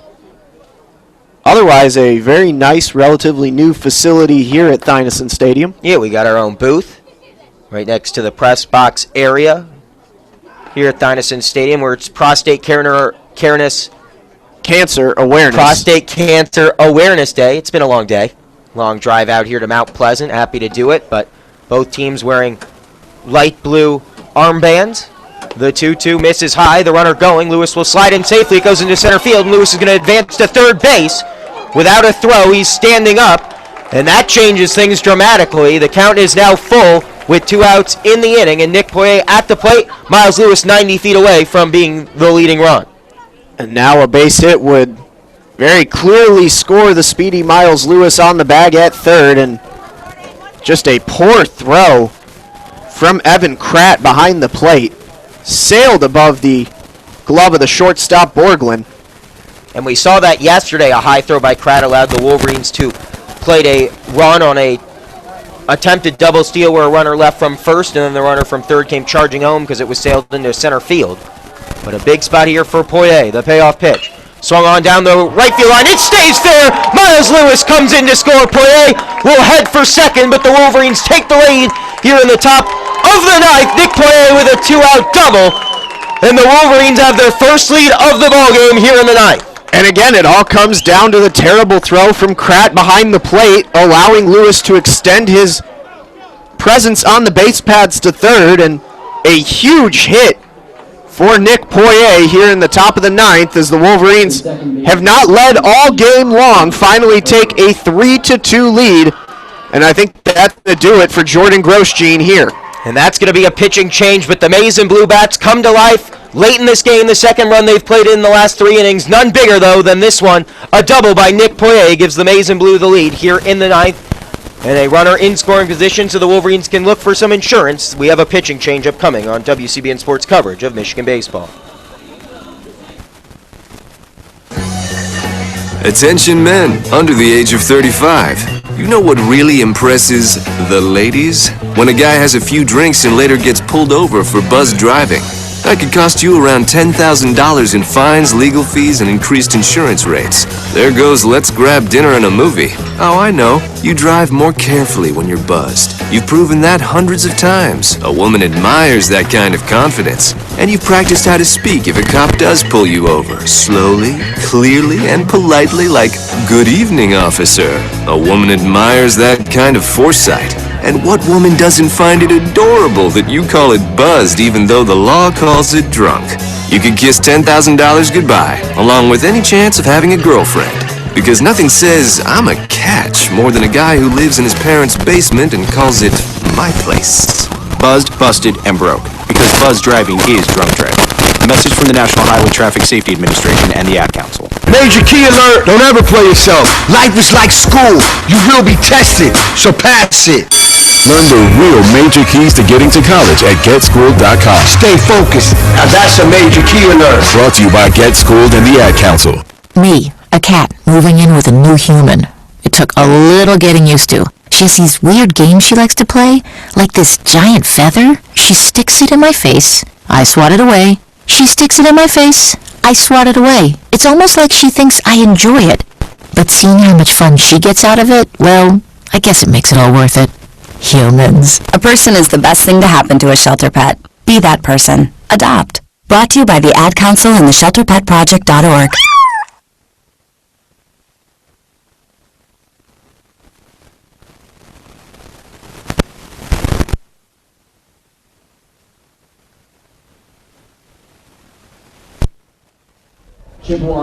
Central Michigan's closer, Colton Bradley, out there here in the ninth, but Nick Poirier's double with 2 outs in the in the top of the ninth, rather, allows Miles Lewis, who kept the inning alive with a single with 2 outs against him as well, to come around and score. The Wolverines have their first lead of the game here in the top of the ninth, and Nick Poirier in scoring position at second for Jimmy Kerr, trying to provide some insurance for the Maize and Blue here At Mount Pleasant's Stuyvesant Stadium on the campus of Central Michigan, the Wolverines going for the sweep of the Chippewas this year. Fastball misses outside 1-0 to Kerr. Big right-handed Colton Bradley standing in at 6'1", 195, a junior out of Augusta, Michigan. 3.32 ERA, 40 2/3 of work. As you said, the typical closer for the Chippewas, 207, the opposing average. The 1-0. With Poirier at second. Fouled into the netting behind home plate. Nick Poirier, a clutch, 2-out, 1 RBI double, gives the Maize and Blue a 3-2 lead. Their 4th hit of the game, none bigger, for the sophomore from California. And he plated Miles Lewis. For the Never Say Die Wolverines, who trailed 2-0, a 2-run home run back in the first for the Chippewas gave them an early lead. Michigan added 1 back in the 4th. They tied it in the 7th and now take the lead here in the 9th. The 1-1 sent back up the middle. The center fielder, Gillis, is under it. But Jackson Lamb doesn't appear to be getting loose in that bullpen, so perhaps it'll be Keith Lehman with a chance to earn the save. As we head to the bottom of the 9th, Michigan leads Central 3-2 on WCBN Sports coverage of the Maize and Blue baseball team.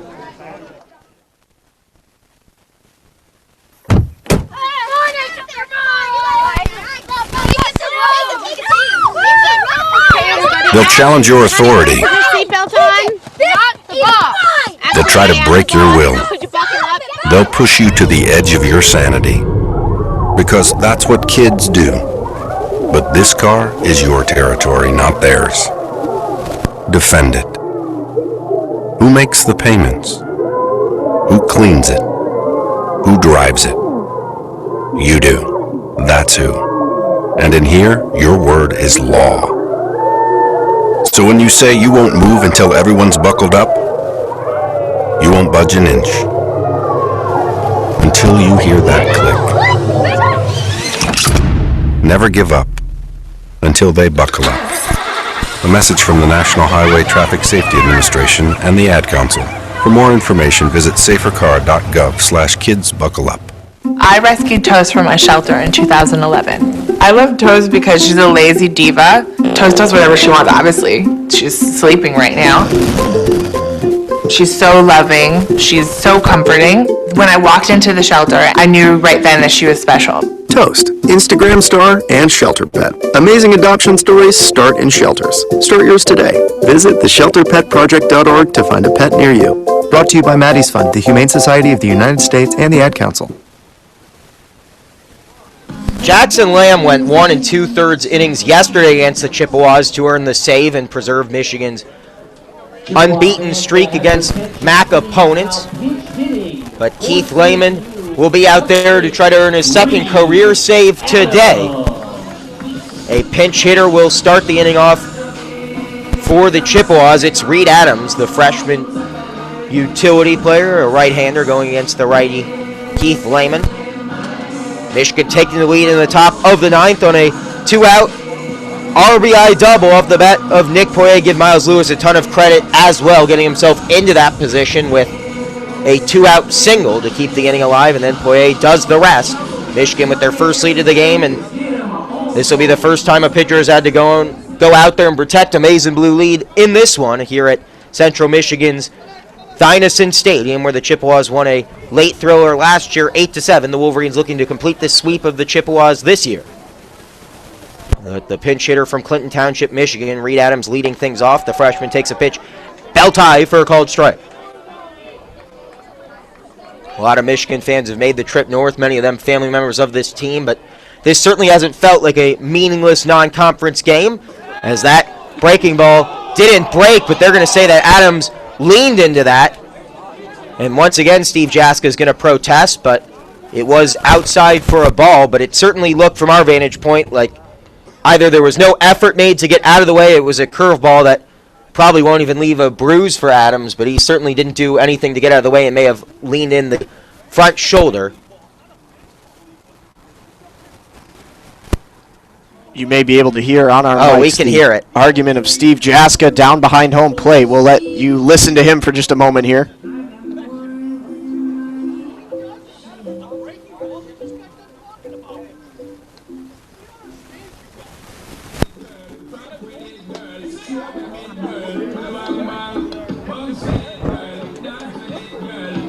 And the PA system here, I think, was on to what's going on. When there's not a lot of crowd at a baseball game, you can really hear the intricacies of conversation between the home plate umpire and the head coaches. Jaska is still fired up, but he finally heads back to the very dugout. Slowly as he continues to yell on his way back, incensed over the call. Trying to fire up his team.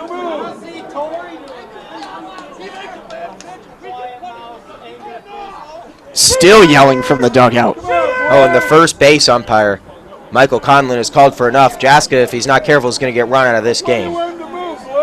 Jaska retreats to the bench, and some drama. The intensity is not lacking in this in-state rivalry game. Recuses himself from the situation there.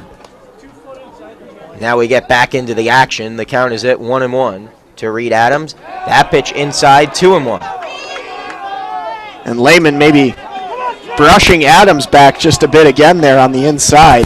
This is high intensity, and we heard Eric Bakich earlier this week say that would be the case. We weren't sure we believed it, as this one's popped out of play off the end of Reed Adams' bat, but it certainly has the feel of a rivalry game, and Bakich said as much earlier this week that it may not be Ohio State, Michigan, but they took things personally last year when, in their trip to Mount Pleasant, 5 different Wolverines were hit, including the senior Matt Ramsey, who saw his last game in a maize and blue uniform, come here because of that hit by pitch out of Dazon Cole's hand, as we see another hit by pitch come here, and this time it's granted. I don't think that even caught part of Adams' body, perhaps a bit of his jersey.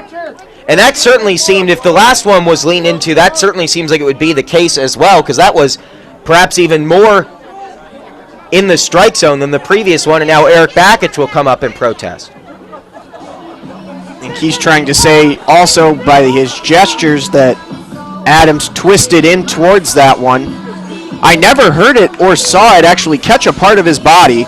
And now Jaska out there to try to talk with his hitter after the home plate, or the first base umpire Michael Conlon, who appears to be serving as the crew chief today, has got him back in his dugout. And now Conlon's going to head over and talk to Jaska too, get right up towards his grill. Things heating up. Some late drama here at Thydison Stadium. It doesn't have the feel of a non-conference midweek game as Bakich continues his conversation. The entire what else could you ask for? The entire Central Michigan team and staff out on the first step, standing on the dirt. And now Bakich will quite the scene to his dugout. So the tying run at first base after a hit by pitch. It seems as though assistant coach Doug Sanders is now taking the duties of barking orders to his base runner after it seemed as though Steve Jaska was told that he needed to close it by the crew chief Michael Conlon. Well, everything is back in order. A runner at first base, Reed Adams, he represents the tying run. It's 3-2 here in the bottom of the ninth. Nobody out for Keith Lehman, the pitcher of the Wolverines. He'll face off against pinch hitter David Cole. Chippy with the Chippewas in Mount Pleasant, bottom of the ninth. David Cole from Southfield High School. As Lehman gets his signals from the catcher Harrison Watson. The tying run at first base. Nobody out here in the bottom of the ninth for Lehman, trying to earn his second career save. Cole shows bunt, lays it down off the top of the plate, and it's called foul at the last second. The throw to try to get the lead runner was in time, but it won't matter, as right away both hands came up from home plate umpire Matthew Romine, signaling it was off the plate and foul. Very heads-up play nonetheless. You love to see the aggressiveness from Wenson. We'll see if Cole lays down the bunt once again behind 0-1 against the Michigan closer today, Keith Lehman, with Jackson Lamb unavailable after going 1 2/3 yesterday against these same Chippewa side. The Wolverines lead at 3-2, looking for the sweep with 3 outs left to play with for the Central Michigan Chippewas. The 0-1 with the runner going. It's swung on and sent into left field. Base hit. Adams will hold up at second, but the first 2 men aboard here in the bottom of the ninth, and things getting very tense in Mount Pleasant. And boy, would you like to have Jackson Lamb available right now. I was just about to say that Adams, not known for his speed on the base pads, got a jump start on that one. Perfectly timed hit and run. And with Bernard covering second base, the gap between the baseball and Lugbauer was massive, as he had the entire left side of the infield to work with. And you give a ton of credit to Cole for doing just that. The tying run at second, the leading run at first base. Still nobody out here in the bottom of the ninth for the Chippewas at Thynesen Stadium on the campus of Central Michigan. We'll see how much longer Lehman stays in the game. The corner infielders will be in. We'll see if the sack bunt is on.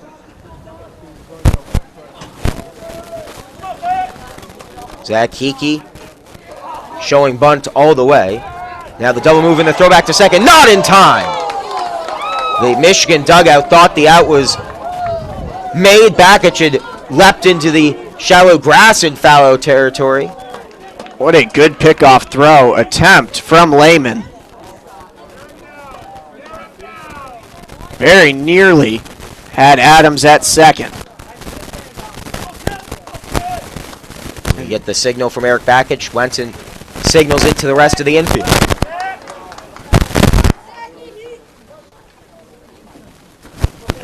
Now Steve Jaska comes out to talk with his hitter. A chess match of the high-intensity variety. Boy, you didn't know you were getting all of this for the price of admission when you walked into Thynesen Stadium today, did you? Make no mistake, these two teams don't like each other. It was made clear by both coaches' intensity throughout this two-game series. The third meeting of the year, this time taking place in Mount Pleasant, with the Wolverines looking for revenge after dropping their lone meeting here at Central Michigan last year, 8-7. But the Chippewas not going away quietly. Runners at first and second, still no one out here in the bottom of the ninth, with Michigan leading at 3-2. Keith Lehman on the mound. Facing against Zach Hickey, the corner infielders remain in. As he shows bunt, looking to move both runners into scoring position. Now pulls back, takes a swing, it's missed. The throw back to second, and the tag not applied in time. Another heads-up play and a great throw down to second from Wenson. And Bakich showing the utmost confidence, allowing him to make those throws, because a throw that gets by Kerr, who's covering second, allows both runners to advance in scoring position without Hickey taking the bat off his shoulder. As it stands, he's behind 0-1. Runners remain at first and second. He showed bunt and then pulled back and missed on a swing. Would you expect him to show bunt here? Again, might try and show it and go for the swing, but this would be his last bunting opportunity here. They counted 0-1. He has bunt shown, and this time he lays it down, pops it up, and it is tracking foul. Smart decision. I will say the grass on the infield is a lot thicker than you'd see at any major league ballpark, and I was not sure that would, with absolute certainty, trickle foul, but Lugbauer was of the same mindset as it came down the line, and then at the last second decided to hold up, and wisely so. And he grabbed it immediately. The sacrifice bunt now out of question for the Central Michigan Chippewas. But this is a very luscious, to put it kindly, infield grass, and we've seen some funky hops. That one in Michigan's favor, with the spin also sending it foul. 0-2 against Hickey with the tying run at second base. Here in the bottom of the ninth, nobody out. Runners at first and second for Zach Hickey, who battles against Keith Lehman. The 0-2 pitch. Swung on and foul. Just about took out the old skipper on that side there. Steve Jaska jumping out of the way as he now moves all the way down to the other end of the dugout. Hickey readies to face the 0-2 pitch from Lehman. And now Wenson comes out of his crouch to conference on the mound. This has the feel of a postseason game. Neither team blinking. 0-2 against Zach Hickey. Eric Bakich will come out to the mound as well. The tying run at second base for the Chippewas in the form of Reed Adams. At first base, we have David Cole. Still nobody out. Good old-fashioned barn burner here in Mount Pleasant. The score is 3-2 in favor of the Maize and Blue. But the Chippewas looking to salvage one game of these three meetings so far this year. Jaska out there having a word with his hitter, Zach Hickey, as well. Once again, Zach Hickey, the son of former Central Michigan athletic director, who's now at the University of Arizona, but his blood runs maroon and gold. This game seems about one close call away from a complete explosion on either side. And how about this? With the count at 0-2, we're going to get a pitching change. Coming out for the Wolverines is number 38, Austin Batka, and he'll be tasked with trying to earn the save himself. He'll inherit a runner at first and second that he was given by Keith Lehman, but we'll step away for a moment. The count is 0-2 against Zach Hickey, runners at first and second, and the tying run is 180 feet away with the Wolverines at the top, 3-2 here in the bottom of the ninth. When I was little, I didn't talk for a long time. I liked things to always be the same. Anything new or different would scare and upset me. I was very sensitive to lights and sounds. It was almost like I had bigger eyes and ears than everyone else. So I built secret hiding places where nothing could get in. I didn't like looking people in the eye. It made me feel uncomfortable. I'd throw big tantrums over little things like when my socks didn't match. Sometimes I'd do the same things over and over. Until one day, I found out I had autism. My family got me help.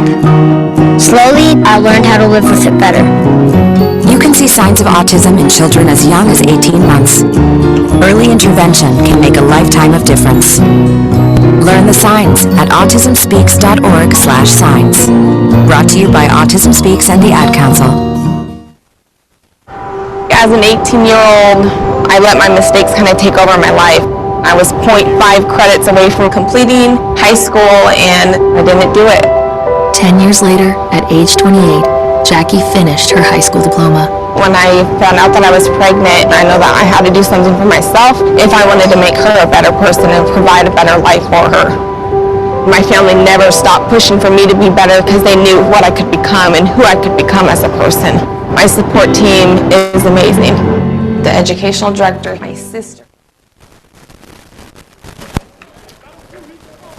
Bottom nine here at Thynesen Stadium in Mount Pleasant, Michigan, on the campus of Central Michigan University. The Chippewas with runners at first and second, an 0-2 count against Zach Hickey for the new pitcher for the Wolverines, Austin Batka, trying to get the Wolverines out of this jam and preserve the 3-2 lead for the series sweep on the year against CMU. The 0-2 and Batka's first pitch out of the bullpen, swung on and missed, a big strikeout, and that's a good pitch to start things for Austin Batka out of the bullpen. An old nemesis at the Grand Rapids Southern Little League. I was a victim of those strikeout pitches as well back in the day, Leo. And Kiki the victim this time. And now the double play ball very much in play. One out in the inning for Zach Gillis. And now in just 8 full innings, Austin Batka with 12 strikeouts. None bigger than that one right there to keep the runners at first and second. For Zach Gillis, who's 0 for 2, was hit by a pitch in his last time up, last inning. The tying run remains at second. 3-2 the score, one out here in the bottom of the ninth.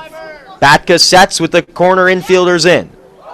Shows bunt, it's spiked in the dirt. Wenson fakes like he doesn't have it, but it was in the glove the whole time. 1-0.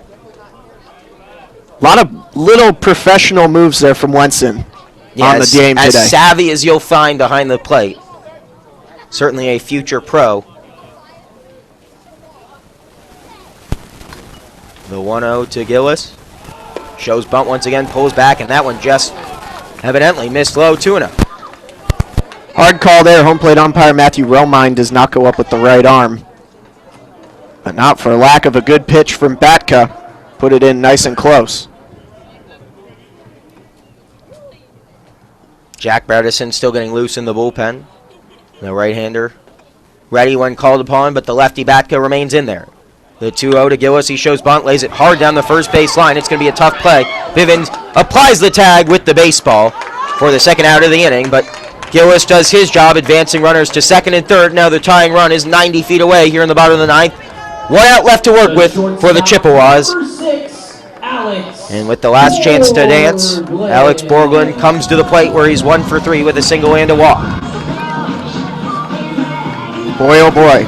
Bivens trying to make that an unassisted play. Does make it an unassisted play, although he had Kerr coming over to cover the bag at first.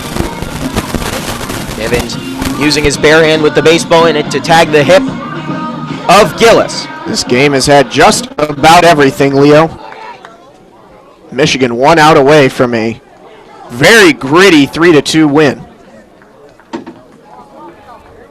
1 out left to work with for the Chippewas. The tying run at third base, the leading run at second for Alex Borglin. A first pitch, fastball at the knees for a called strike. And Austin Batka has been nothing sort of remarkable through 2 at-bats. Out of the bullpen, a strikeout on 1 pitch, and then the ground out there on a bunt. However, the tying run is still at third base. Here it's 3-2 Michigan. Bottom 9, 0-1, 2 outs. Borglin the hitter. With 1 strike against him, he takes a breaking ball low, 1-1. Even with the pitches that miss, Batka's been close on just about everything he's thrown and throws absolute gas off the mound here for the Wolverines, trying to get the save. Batka from the stretch. The 1-1. That one misses low. Wenson scoops it out of the dirt, 2-1. First base is open with runners at second and third in this 3-2 game, which Michigan leads in the bottom of the 9th. Batka looking for the 2-out, or I should say 3-out save. After replacing Lehman, he inherited 2 runners. They remain on base. The 2-1. Swung on and fouled up and out of play. 1 strike left for Alex Borglin and the Chippewas if they want to salvage one of these 3 games against the University of Michigan, as the Maize and Blue seek revenge for their loss, which involved 5 hit-by-pitches last year in Mount Pleasant. They're 1 strike away from a sweep of the Chippewas. Got to see Batka come with the heat here on the 2-2 to close it out. That one inside. Nearly got a piece of Borglin, who lays off it to run the count full. Full count, bottom 9. 2 on, 2 outs. The tying run at third base. The lead run and the winning run is at second for Alex Borglin. Batka's surrendered just 4 walks so far on the season, trying to end it here. The payoff pitch. Swung on and popped out of play, and the senior Alex Borglin stays alive, knowing he has one last chance to plate the winning run against the Maize and Blue. No other way this one could go but a duel between Borglin and Batka to end it. Borglin, a Michigan native, knows what this would mean for his program. He's got 1 strike left to work with. The payoff pitch. Swung on, sent into deep right field. This might clear the head of Jonathan Engelman. It will, off the base of the wall. A walk-off winner, Alex Borglin, sends the Chippewas home happy. And CMU steals one in the 9th. Austin Batka gives a drill to right field off the bat of Borglin, and CMU walks it off to salvage one of these 3 games and likely end Michigan's chances of hosting an NCAA tournament regional. Engelman was playing in very shallow right field, and that likely cost Michigan the game. Borglin didn't have huge power numbers, just 1 home run on the season, so you can understand why Engelman would shade relatively shallow, but again, this is a game where Michigan just didn't look to have their best stuff, and they nearly squeaked one out. But Austin Batka, after coming in and looking great through his first 2 batters, just leaves one over the plate, and Borglin makes the Wolverines pay with an ugly midweek loss in Mount Pleasant. CMU, the walk-off win off the base of the wall. Alex Borglin, your hero, a 2-out. Runners at second and third. Full count pitch drilled to right field, and CMU plates 2 in the 9th. After Michigan takes a lead in the top half of the inning, CMU takes the win in the bottom half of the inning, and Michigan will have to wait until next year to finally come away with the win in Mount Pleasant. The final score here at Central Michigan, Michigan 3, CMU 4. So long from Mount Pleasant. We wish you good night and go blue.